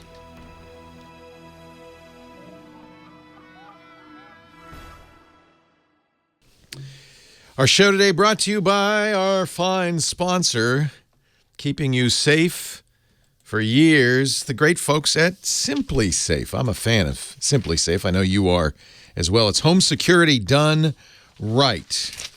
Now, this holiday season, just think of the value of all those gifts under your tree, all those electronics in your home. And you know, the bad guys know that. Oh, sure, they're casing the joint right now. Simply Safe Home Security. Family home security that's easy. You've been putting it off. I know. It's like organizing the garage. Oh, yeah, one of these days. No. Easy. You can do it all yourself, and it's really affordable. Simply Safe has gotten rid of all the reasons you might be putting off home security. No contract, ever. So it's month to month. There's no price markup. There's no middleman. You're buying the gear from Simply Safe. You're installing it yourself. By the way, since Simply Safe originally, not anymore, but originally was created by renters for renters, it's easy to move your entire Simply Safe setup to another house, stick them all up again. They have all the sensors you want: motion, glass break, water, so you can put one near the water heater in case the pipe breaks or something like that. You don't have to worry about an installation window from a repair guy or coming out and traipsing through your house and putting ladders on the floor. Their system is engineered to do one thing perfectly and protect you. If a storm takes out your power, it doesn't matter. Simply Safe still works. If an intruder thinking he's smart cuts your phone line, you know, it's like Home Alone, right? Don't worry. Simply Safe still works. If they destroy your keypad or your siren, no. Simply Safe will still get you the help you need. 24/7 monitoring at the lowest price anywhere. Look, I know you've been putting this off. Don't do it any longer. Simply Safe makes it easy. Go to simplysafe.com/twit. My fellow procrastinators, don't put it off. There's no time like the present, especially for the holiday season. It'd be nice when you're cozy and warm at home to know that you're protected. simplysafe.com/twit. Or if you go over the river and through the woods to grandmother's house, to know your house is protected. simplysafe.com/twit. Get the protection you need today. Don't put it off. simplysafe.com/twit. You'll be impressed, I think. It's a really nice, cleverly designed system that really works and is very affordable. There's no reason not to have it. Well, hey. How are you today? Leo Laporte here, the tech guy. Time to talk computers, the internet, home theater. We talk about digital photography, smartphones, smartwatches, helping you buy the perfect gift for the geek in your life. It's all here. 8888 Ask Leo is my number, 888-827-5536. Toll free from anywhere in the U.S. or Canada. Outside that area, we have callers from all over the world because we have listeners, thanks to the internet, all over the world, except for certain rural areas. 8888 Ask Leo. Line 2 is Rob in Columbus, Ohio. Hello, Rob. Hey, Leo. So nice to talk to you. Well, thanks for calling. I used to watch you on the old G4 network. Oh, Rob. And I must say you haven't aged a day. Well, that's good. Keep up the praise, and maybe I'll give you extra special treatment. Okay. My question is, I cannot get Dolby Audio out of my streaming TV. And I was wondering, I've been through all the hoops and everything. I was wondering if you could recommend a streaming device, a good streaming device where I could get I'm getting 4K from my most TV streaming, most but of not the Dolby Atmos. Yeah. Oh, you want Atmos? Yeah, I'm not getting the audio. I'm getting my 4K signal, but I'm not getting. I have an optical. The only output I have on my TV is an optical, which does not support Dolby Atmos. Well, there's Dolby and there's Dolby Atmos. So let's get this straight. So what happens when the data comes out, the bits come out of that pipe, is they can be just straight bits, which sometimes they call PCM, or they can be encoded, which means they're packaged up in such a way that they can be then, by an appropriate device, divided up. So if it's Dolby Surround, for instance, they can be, it's coming out of the TV, out of the optical Dolby Surround. It'll be encoded in such a way that a Dolby Surround aware amplifier or sound bar can say, left, right, center, rear, surround, left, right, that kind of thing. It'll break it up. And it has information, in other words, in the stream about where to place each bit of the sound. I'm sure your TV, if it's a 4K TV, can output some form of encoded audio. Have you looked in the audio menu to see what choices you have? Yes, I've done that. So what choices do you? I'm only getting 5.1 is the max I can get out of my TV. So that means your TV doesn't do Atmos, and that's not surprising. Most TVs don't. Atmos is a newer technology. So you're getting Dolby Surround or Dolby Digital, and I bet you get both of those, but you're not getting Atmos because it's a newer technology. So you need, if you want Dolby Atmos, and by the way, in order to do Atmos, you have to have then some sort of amplifier receiver that understands it. That's not the same as, and Dolby maybe has confused this a little bit, but they're different kinds of Dolby. That's, I guess, the point. And yours is doing some, but not all of those. So if you want Atmos to play back, you need Atmos encoded audio coming out of the player. You need an Atmos receiver that can handle it. And you need the appropriate number of speakers, including 2 up-firing speakers or 2 speakers in the ceiling, because what makes Atmos is this surround not only is in a flat plane around you, but is goes above you as well. So you have to have all of that. Now, assuming that you have that capability in the receiver and the speakers, I'm not going to address that. To get Atmos encoded audio, you need a device that does Atmos. And only a few of the streaming devices do that. So Roku, if you get the new Roku, let's see, does the new, the stick does Atmos. You'll have to look. Various Rokus do Atmos, but you'll have to get the devices. Not all of them do. I know the stick does. Roku Premiere Plus does. The newest Apple TV, I believe they just enabled Atmos, but let me look. In other words, you have to check the streaming device. Yeah, they just added Atmos to their 4K Apple TV. So you're going to have to get the most expensive, the top-of-the-line Apple TV. That will have Atmos. We'll put this in the show notes. Thank you to the chat room. Krampus X, which I believe was the chat mod formerly known as Scooter X, says Netflix has a list. Netflix supports Dolby Atmos, but you have to have the right hardware. But they don't actually have a list of the hardware. Oh, yeah, they do. Which devices support Dolby Atmos? Apple TV 4K with tvOS 12 or later. LG OLED TVs 2017 or later, means mine doesn't. The Pixela 4K Smart Tuner, Sony's Bravia Android TVs 2018 models, Xbox One, One S, and Xbox 10. That's it. So that's where you'll get your Dolby encoded audio. And of course, I should have added, you need a Dolby encoded source, Atmos encoded source. And that's, by the way, why Netflix is talking about this, because Netflix is, in some of its titles, select titles, Atmos encoded. So when they say, we'll put a link to this Netflix page.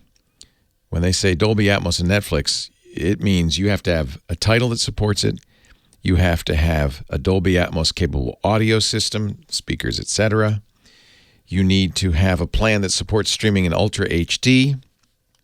You need a Netflix capable device with Atmos support. And, probably should throw this in, you'll need enough bandwidth to stream in high quality. So Atmos doesn't get turned on unless you've got enough bandwidth to do it and a high-quality video signal. But again, the list is good, and we'll put this in the show notes. Thank you, Krampus X. Richard, West L.A., Leo Laporte, the tech guy. Hi, Richard. Hi, Leo. Good to talk. Thanks for calling. Leo, I had taken some pictures on my camera and went into the memory card. I put the memory card into my computer with a little device. The pictures were copied, but I can't email them.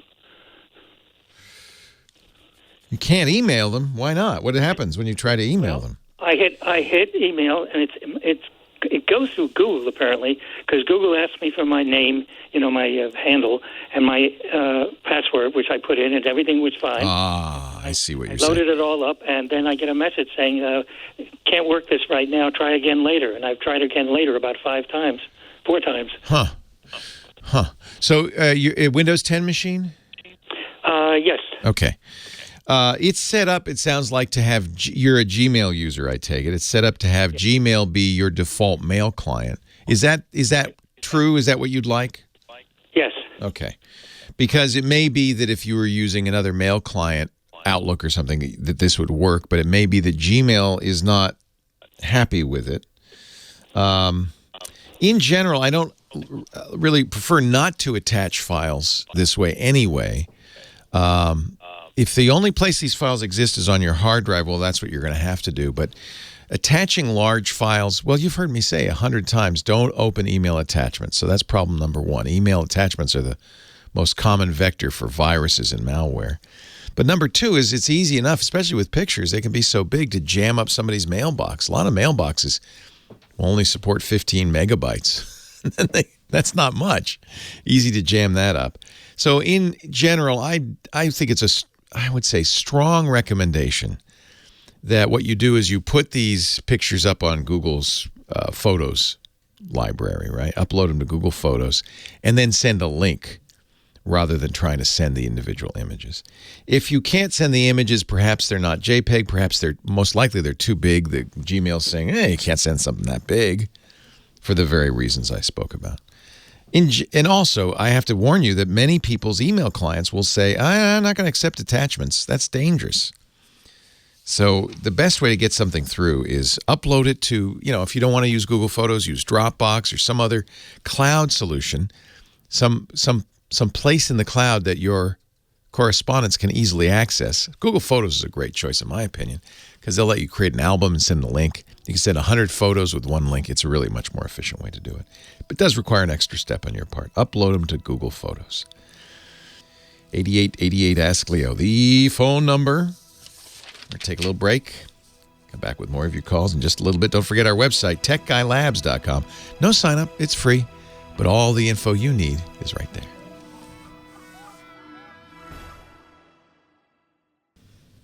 See, you can count on Big Pee-wee for good holiday music. None of that barking dogs Christmas stuff. 88, our musical director, Damien Big Pee-wee, it's great to have you. And your daughter, what's your daughter's name? She's in studio with us today. Hi, Mylea. How old's Mylea, Big Pee-wee? She's a little Pee-wee. He says 11 going on 40. Hi, Mylea. Thank you for keeping Daddy company on the holidays here. Thanks for keeping me company, too. 8888 Ask Leo, that's the phone number. Glad you're here. Ernie in Los Angeles, you're next. Leo Laporte. Hi, Ernie. Hi, How are you doing? I'm great. How are you? I'm getting along. Glad to hear it. I couldn't help but notice how close Bob's problem down in Rancho, was it 10th? Yeah, Rancho State. Yes. Was to mine. You're in a rural area as well. But wait a minute, you're in Los Angeles. I most definitely am not. I'm in 3-4. Yeah. Roughly where La Cienega crosses the 10, which is about as... You have an infinite number of choices, right?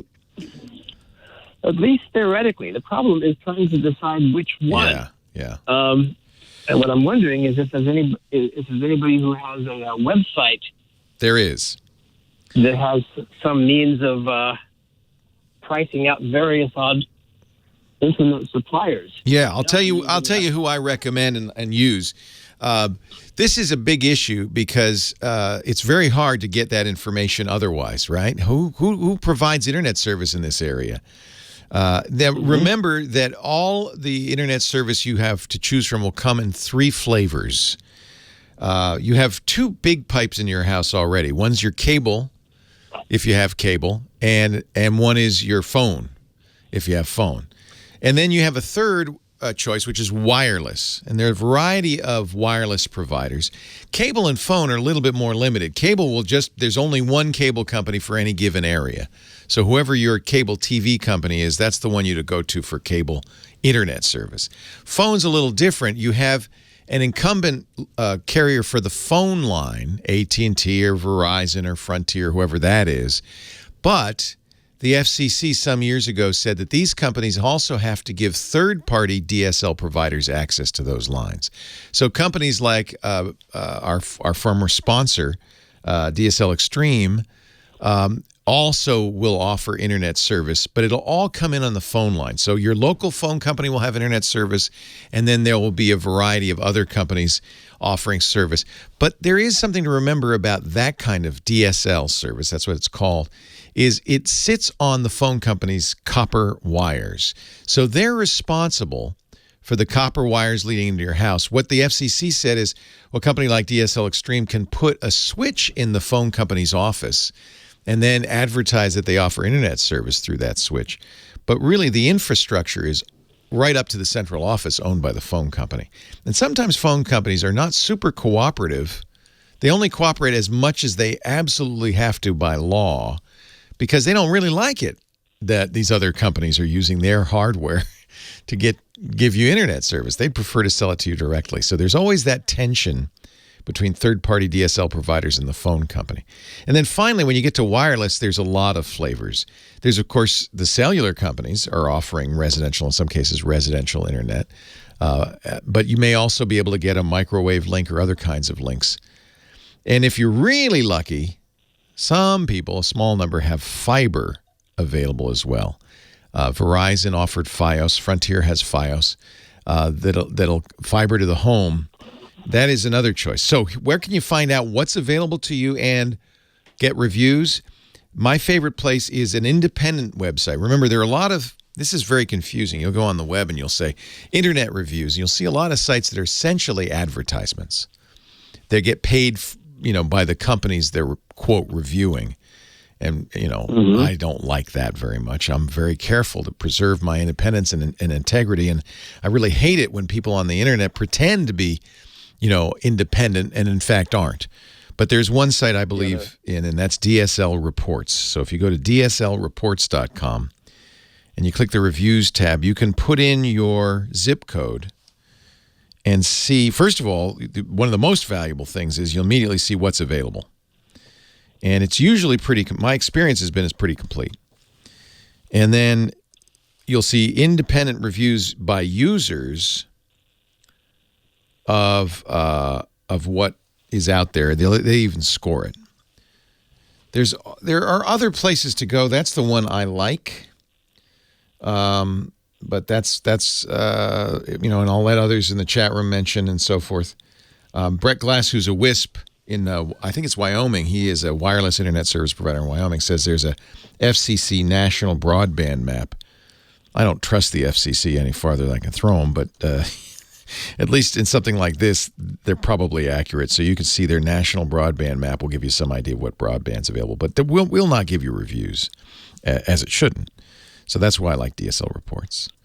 The good news is where you live, you should have, several good choices.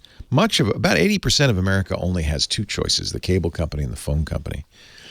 And that's one of the reasons we have such terrible internet service. Yeah, you can search by address. This is nice. Fixed broadband deployment. So I can enter in my street address. This is nice. This is broadband map. That's with FCC. Is that with the broadband report? Yeah, no, broadband reports is the same as DSL reports. They're good, but this is the FCC's, and I wasn't aware of this, broadbandmap.fcc.gov. That'll just tell you what's available. It won't tell you what's good. For that, you need reviews. Okay. Well, I'll certainly try out. Yeah, good luck. Both of those. Yeah, good luck. Thank you. I think that's DSL Reports used to be Broadband Reports. Same site, different names. That's all. But I think both of them are quite good. I guess the FCC is decommissioning its national broadband map. Oh Lord. And it's not been updated. So forget it. Forget I even mentioned it.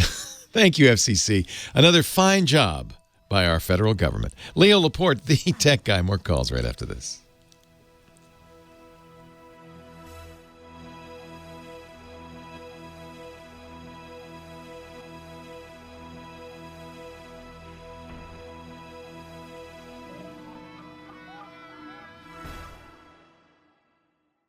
Yeah.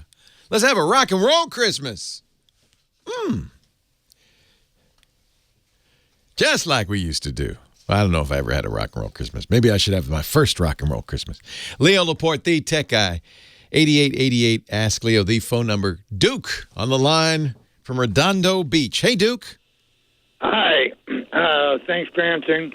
I've got an external Western Digital external hard drive that is a customer of mine, a good friend, and it's crashed, and I usually use Steve Gibson's program to save hard drives. Yes, sir. Which I got from you a long time ago. SpinRite, yeah. Anyway, this time it's a USB. I plug it in, no lights, no sound. So... Yeah, you can't SpinRite something if you can't see it, can you? Yeah, if I can't see it, I can't see it. Yeah.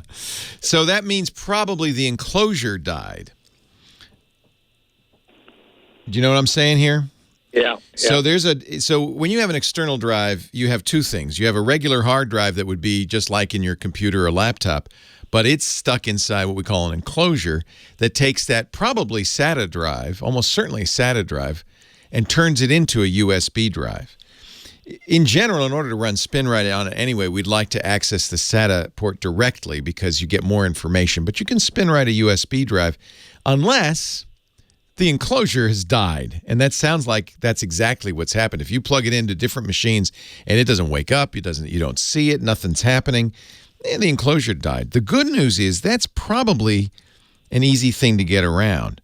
So any tech guy like you, Duke, should have a device. It comes from there's a number of companies that make them. I get it from a company called Newertech, Newertech, at newertech.com. They call it their USB Universal Drive Adapter. It's $45. It's cheap. And what it is it's just a little connector with a USB cable on one side and all the different kinds of drive connectors on the other side. And what you'll do is you'll open up this broken USB drive and take the real drive inside, the Easter egg, the pearl in the oyster inside, the SATA drive, and it could be a laptop style or a desktop style, it doesn't matter. And you'll plug it into this universal drive adapter. It works with any 2.5, 3.5, or even if you have one, 5.25 inch drive. You plug it in, and it turns it into a USB 3 drive. Now, you wouldn't want to run it that way forever, right? Because all the electronics are exposed. It's not designed for a permanent fix. What it's designed to do is then plug it in. First thing you'll see is maybe the drive's okay. It was just the enclosure. In fact, almost certainly it was just the enclosure that died. Unless he, dunked it in the water or, took it swimming or something. Right. But if it just died one day, probably just the enclosure. So you open up the enclosure. There will be a way to do it. It might not be obvious. You might have to pry it apart. There'll be maybe hidden screws under the. Sometimes they hide the screws under the rubber feet. Sometimes that's a little tricky. But once you open it up, you'll see a normal drive in there. You connect, and you can go down to Fry's and get these. You can mail order them, but you connect this drive adapter. Or your other choice, this is the cheap way to do it. The other choice would be buy a new USB enclosure. And just but you kind of want to find out what kind of drive's in there and stuff to make sure you get the right enclosure. And I would want to make sure the drive worked before I did that. So this newer tech, if it sounds like, Duke, you do this once in a while for people. If you do, then this newer tech universal drive adapter will be very handy. Okay, that sounds wonderful. Now my problem is, and I agree with what you're saying, this Western Digital Out drive, external drive, doesn't have any screws. All it's got on the bottom of it is a 4 black plastic prongs that are... Oh, yeah. That's the chat room saying, yeah, on these WD drives, often you have to break the plastic tabs to get in. That's what it looks like I'm going to have to do because I can't get it open. I was going to take it out, use a spin right on the other thing. Yeah. So you do that anyway with spin right. You're right. You can use spin right on a USB drive, but it's always better to do it directly to the SATA port. So you knew this already. So yeah, it sounds like you're gonna have to break that case. Yeah, it sounds like that's cheaper than 500 plus. Yeah. Send it to. No, don't send it to Drive Savers because all they're going to do is exactly what you just said. They're going to break the tabs, open it up, connect it to one of these things, take the data off. It'll take them 15 minutes, and they'll charge you. Yeah, 500 plus. 500 smackaroos. Yeah. Do you do this for other people? Yes. Yeah. Yes, I do. So this is anybody who does any tech. This there's just a few things you really need. This USB universal drive adapter is one. I have one in my little kit that I carry around. Yeah, looks like that sounds pretty good. Yeah. I appreciate it. And by the way, I've learned a lot listening to you. One of the things I gotta tell you that I was disappointed about. I set up a dentist for offline backup, and I went to the guy that you always talk about. Our sponsor, Carbonite. Carbonite. And one of the things I found out I couldn't do was in the dental programs he has, there's a bunch of blank files that are put in there by the manufacturer of the program. Yeah. And it causes a problem with I'm sorry, the name of your company. Carbonite. Carbonite. Obviously not memorable. I'm not doing my job. Yeah, one of the things with Carbonite when you first set it up, it will have built-in defaults for what it backs up. But if it doesn't back up the key thing that you want, and sometimes that's the case, you can go in and change that. You can say, oh, no. I want those dumb files that you're ignoring because you think they're just temp files. Those turn out to be important. Please back those up too. Yeah, that was the problem, but it wasn't temp files. It was blank files. Yeah, and it wouldn't, it wouldn't back them up. And if it that's wouldn't interesting. Back them up, then I'm dead. It won't back up. It may be if it says, well, there's nothing in this. Why should I back it up? That's interesting. They can't really be blank. They must. That's interesting. Oh, maybe they're license files. Maybe that's for licensing purposes. No, these are just blank files. I talked to a tech at the place. Oh, Carbonite. Okay. Yeah. And he said we can't do it. We won't do it. No, he says I can't do it. He says the files have to have something or a name or something. It can't just be blank. But unfortunately, oh, I get it. Yeah. So for that, you want an image backup of some kind. Yeah, because they're looking at the file system. If it's not part of the file system, I don't know how they would even know how to back that up. That's the problem. Yeah. So for that, you'd need an image backup that kind of like SpinRite. One of the reasons SpinRite's a great hard drive recovery utility is it doesn't care about the file system. It goes sector by sector. Right. And that's why I like it so much. Yeah, there are backup programs. That Norton Ghost. They're imaging programs. That's what they do. They don't look to see what's on the sector. They just get it. Yeah, but I've saved probably 7 out of 10 hard drives using SpinRite. Oh, Steve Gibson will be happy to hear that, Duke. That's awesome. Yeah, please tell him because I will. I've saved a lot of people from a lot of disappointments for a cheap little program I got from him, I don't know, 10 years ago, maybe more. Yeah, he wrote it in assembly language. It's tiny. Yeah. And what it really does, it's really simple, but it works. Does something no other drive recovery will do. It just goes through the drive one sector at a time, and it uses the hardware to try to read that sector. And unlike your operating system, it won't give up. Your operating system, after 10 times, will say, well, I can't read that. I give up. SpinRite will keep working until it reads it and then move it and say, don't use this sector anymore. Yeah, it builds a fence around it so you can't. Yep, and it's a really clever technique. Steve invented it. Folks from a little company at the time called the Norton Utilities said to him, hey, we want something like that. He said, I'm not selling. Yeah. So they wrote Check Disc, basically, which works kind of, but not as well as SpinRite. GRC.com. We'll give him a little plug. GRC.com. That's a great little program. They really do good, and he put together a nice little program that you can go and read all about it, see all about it, and he describes exactly what you got to do with SpinRite in order to make it work, either on a hard drive or Steve's a great guy. Yeah, he hosts our Security Now program, and he's a legend in the business. Duke, great to talk to you. Leo, happy Christmas. Leo Laporte, the tech guy, the GizWiz, coming up.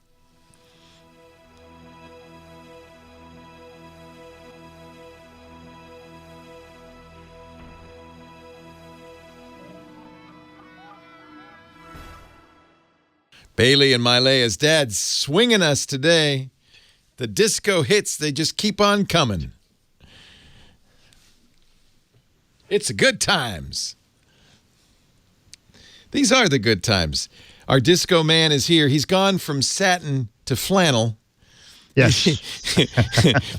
but Dick DeBartolo, Mad's maddest writer in the GizWiz, his disco days, not over, but the fire's been banked. Right? A little bit. Yeah, no. I mean, I just bought a fog machine for myself for Christmas. Did you really? Yeah. That's awesome. So what you got family coming for the holidays? Coming for exactly. So if the conversation gets dull, I'll just fog them all in and say, the weather's terrible. Let's all go home. Hello, are you there? Aunt Mary, are you there? I can't see you. And Dick's going to he told me he's making his world famous pineapple upside down cake. It's a Christmas miracle. Yes. Because you make it upside down, then you turn it over, and lo and behold, pineapples. It is kind of amazing that it happens almost, I guess, every time it has happened. So it's great. You've never had a failed, like, pineapple right side up cake? It's never... No, but I did that in the Poseidon Adventure satire from Mad. Did you really? The chef is in the upside down, and he said, you know what? I guess I better be baking pineapple right side up cake. I think that may be one of your most famous Mad Magazine parodies. Dick is also Mad's maddest writer has been for years. That Poseidon Adventure. What was it called? The Poop Side Down Adventure. The Poop Side Down Adventure. Yeah, because, ships have a poop deck. Yes, so and it was upside down. Yeah, exactly. And Shelley Winters is in it and everybody. I love it. Yes. I love it. Famous for his movie parodies for many years. So Dick joins us, not to talk about that, although we do love talking about Mad Magazine, but also talk about a crazy gizmo or gadget that he has unearthed. Yes, and so Dennis and I at CVS, I'm figuring people are looking for last-minute gifts. So I thought, wait, they have a whole as seen on TV section. CVS has a has seen on TV section? Yes, exactly. I'm on my way. I was reading that 90% of all as seen on TV gadgets are sold in stores. Oh. So so Dennis said, you never did a gadget specifically mainly geared toward women. As I picked up the Easy Makeup 3-time magnification glasses with LEDs. They're no good. You're wearing glasses.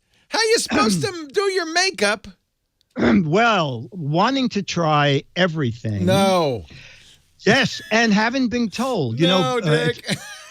It's more than 25 years I've been on World News Now, Regis, Good Morning America for 5 years. Every makeup person has said, you must darken your eyebrows. If I'm not in the makeup room, tell whoever does your makeup, darken your... And I figure I can do this myself. Well, Dick, now that I've seen the picture on gizwiz.biz, your website, I don't think you ought to do this yourself.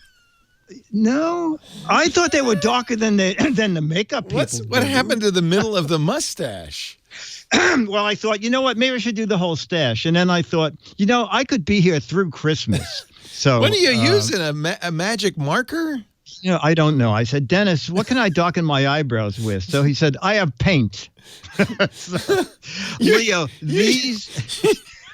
So these glasses do solve that one problem I perceived, which is how you can make up your eyes when you're wearing makeup glasses. Yeah, there you go. They are so cheaply made. The first set, one side, the LED was broken, so I brought it back and got another pair. And when I went to... So basically, it's one magnifying glass. You put it on your right eye, and then you can see in a mirror your left eye clear. Oh, no. And then you flip it over... Yes, except when I flipped it over, the lens fell out on the second pair. Okay, but they're only $14.95. Yeah, online $14.95 plus $6 shipping. Oh, another one free if you add another $6 shipping. So that's $27. Anyway, I paid How much did you pay at CVS? You don't have to pay for this. I paid $14.99, but I had a 30% off coupon. So I paid something like... And they still weren't worth it. No, they are really garbage. Online, on Amazon, they have tons of knockoffs without the LED lights, but at a company called Kikaland.com, they're $4. I'm looking at the model on the website where she's flipping the lens over, and I could just read her mind thinking, how did I get this gig, and how do I get out of here as quickly as possible? Exactly. And if you believe in the third eye, you can just leave it up the way she's doing. Leave it up. By the way, it says 3x magnification. That's not that much. Well, you know what? Close up it is. Is it? Okay. Yeah, but online... Obviously, you needed more to do your makeup. Yeah, I did. On Amazon, they let you pick like 2 magnification, 2.5, 3. Oh, okay. Yeah. No, I'm going to leave it to makeup. I have to. I wouldn't use a Sharpie next time. In fact, I don't even know if you'll be able to get those eyebrows off. Those might be permanent. Really? I don't save time tomorrow. So they always darken your eyebrows, huh?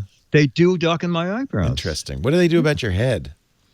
They take a roller and they have a gallon of makeup stuff. They save it just for me, and they roll my head. They do that in 30 seconds. I'm finished. Remember when airbrushes came in? I don't know if they still use those. They still use them on World News Now?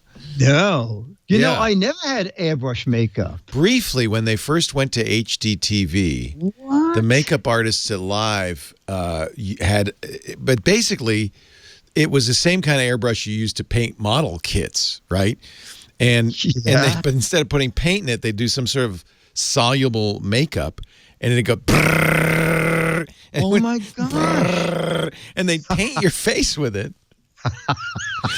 And then you'd all be one color, and then they'd have to fill in the gaps. I see. Well, it was only better than I looked. It was only there for a few months, and then they got rid of it. So I have a feeling it was a failed experiment.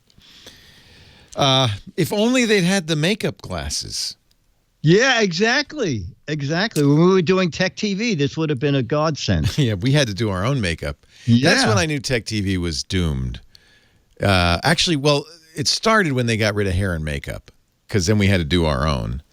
But the final blow was when they took the oatmeal out of the kitchen. They used to have free oatmeal.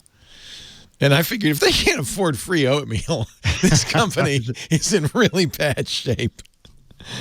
Dick DeBartolo, I hope you have a wonderful you Christmas. Too, sir. And we're all taking a week off. Do you have an LED lit Christmas tree? Absolutely. I have a fiber optic Christmas tree, a famous one. Oh, that's the one that they bought for the movie, right? Yes, exactly. So it's 10 years old this Christmas. It was, I think, Pride and Glory was the movie. And they decorated my boat for Christmas in July. And after the shoot was over, I think Ed Norton was on a boat behind me looking into my boat where that tree was. So they didn't even shoot on your boat. You were background. I was background. Okay. Ed Norton, it's Christmas Eve, and Ed Norton is sadly looking across at people partying on my boat. Oh, did you actually have to have a party? They had the party. Oh. Yeah. It's all production I was going to be in it until the shoot was put off till 3 a.m. And I thought, party yourself. Let the production assistants do it. Exactly. Is that the tree behind you? Is that the tree? That's the actual tree. I've heard this story for years. The next day, the people came down and the guy said, listen, we are throwing everything out. Anything you want, it'll help us if you keep it. I said, I like the tree. Nice. And then, you know what? Last year, I relit it using an LED light source. That has been a huge change, hasn't it? LED lighting instead of the old bulbs that would burn out. The tree, it used to be halogen, and the base got hot. Ugh. Now the LED, it's great. It's brighter, and it's super. Dick DeBartolo, gizwiz.biz. Have a wonderful holiday. Last few times you play the What the Heck Is It contest, get on over there. Your chance to win an autographed Mad magazine, but a contest ends at the end of the year. Yeah. And we will see you in the new year, Dickie D. You have a super holiday. Thank you, Dick. Take care. Okay, buddy. Happy Christmas to Big Pee-wee, Bailey, and Mylea, and all of you, Kim Schaffer. Have a great holiday. We'll see you next time. Leo Laporte, the Tech Guy. Well, that's it for the Tech Guy Show for today. Thank you so much for being here. And don't forget, TWIT, T-W-I-T. It stands for This Week in Tech, and you'll find it at twit.tv, including the podcasts for this show. We talk about Windows on Windows Weekly, Macintosh on Mac Break Weekly, iPads, iPhones, Apple Watches on iOS Today, security on Security Now. I mean, I can go on and on and on. And, of course, the big show every Sunday afternoon, This Week in Tech. You'll find it all at twit.tv. And I'll be back next week with another great Tech Guys show. Thanks for joining me. We'll see you next time.